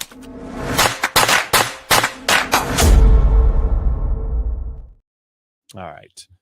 That's my prescription, my prognosis and prescription, my friends, as I mansplain everything perfectly. Yeah. Speaking of TikTok, just a quick side note. You know, TikTok, there's this bounty that was on TikTok for Pam Bondi, $45,000 dead or alive. This guy posted, his name on there was Wacko. Do you think that post got taken down? I don't think so, because it's been screenshot. Well, anyway, this guy gets arrested, and guess what? The judge lets him out. Yeah, lets him post bail. I don't know what the bond was set at, if at anything, but he's out free right now. A guy who literally put out a bounty with a bullseye on Pam Bondi's head that said wanted dead or alive, preferably dead, $45,000. TikTok, of course, allows that on there. By the way, TikTok has been found to be boosting Mamdani's videos on TikTok to get him elected. I'm telling you, I know Trump's making a deal. He's going to meet with Xi Jinping. I mean, I just wish they would just totally blow up TikTok, just totally decimate it. I'm telling you, even with different owners, these communists have backdoors into this tech. I don't trust it. I don't trust it. He's like, oh, you're biased. They banned you. Damn right I am, because it's free speech and truth they banned, but they promote this evil. I don't like that. So sue me. It's not about them banning my accounts with no explanation. It's about good versus evil, my friends. I think this is pretty simple, good versus evil. And if you like TikTok, it's because for selfish reasons, you got a big audience. But when if you have principles, you know what they're doing is wrong. You know what they're doing is wrong. Okay. Other side note, I forgot to mention, the furry trans lover of this Tyler Robinson guy, the alleged assassin of Charlie Kirk, apparently has gone missing. His car has been seen in his parents' driveway. Some believe he is holed up in his parents' house, but he hasn't been spotted in public since all of this happened. So that's leading to other speculation. Now, I will say this about the Charlie Kirk assassination. I mean, trying to say it was an inside job, I think, is utterly ridiculous. Okay. But I will tell you, my belief is there's more to the story than just Tyler Robinson. I think this trans furry lover was probably involved, and those weird text messages were cover for the furry. And there could have been other people involved as well. So there's more to the story. And, you get into the shot angle and all that stuff. I mean, again, if this guy were laying down at a certain angle, okay. I mean, was it a 30-06? I don't know. But I do know, I think there is enough video evidence to say that Charlie Kirk absolutely absorbed that bullet, because you can see a cavitation event. His back swells up really big as it absorbs the shock. It's really kind of sad, because you can see the various points in his body that the impact of that bullet is moving. Now, whether it was at high enough angle from that roof, I know there are people out there that say there's no way it had to happen from a different. What if the guy was standing up for a moment? What if he stood up for a brief moment and had shot down from a higher angle? I mean, there are many things that video surveillance should be able to spell out. So again, I'm not saying don't ask questions. I'm not saying don't call for transparency and truth, but I am saying it's possible that there is video evidence that clears all of this up, but it's not being released right now because there's an active case against this Tyler Robinson. All right. So that's where I'm at. But I do think there's more to it than just him acting completely alone without anyone knowing, and those text messages being organic. They were too weird, I think, for me to buy their, authenticity. I think they were a cover potentially. And now this trans furry lover has gone underground, further fueling speculation. But I mean, wouldn't you go underground if you were a trans furry lover of this evil, heinous assassin? I think you probably would. David Sling says the furry makes a nest when it gets spooky. That's right. The furry has gone to the nest. So, all right. So there you go. That gets you up to date on a lot of things. Thanks for being here today. You guys are amazing. I love you. Remember, the truth matters. It's worth it. We cannot back down. It is time to double down for the sake of truth.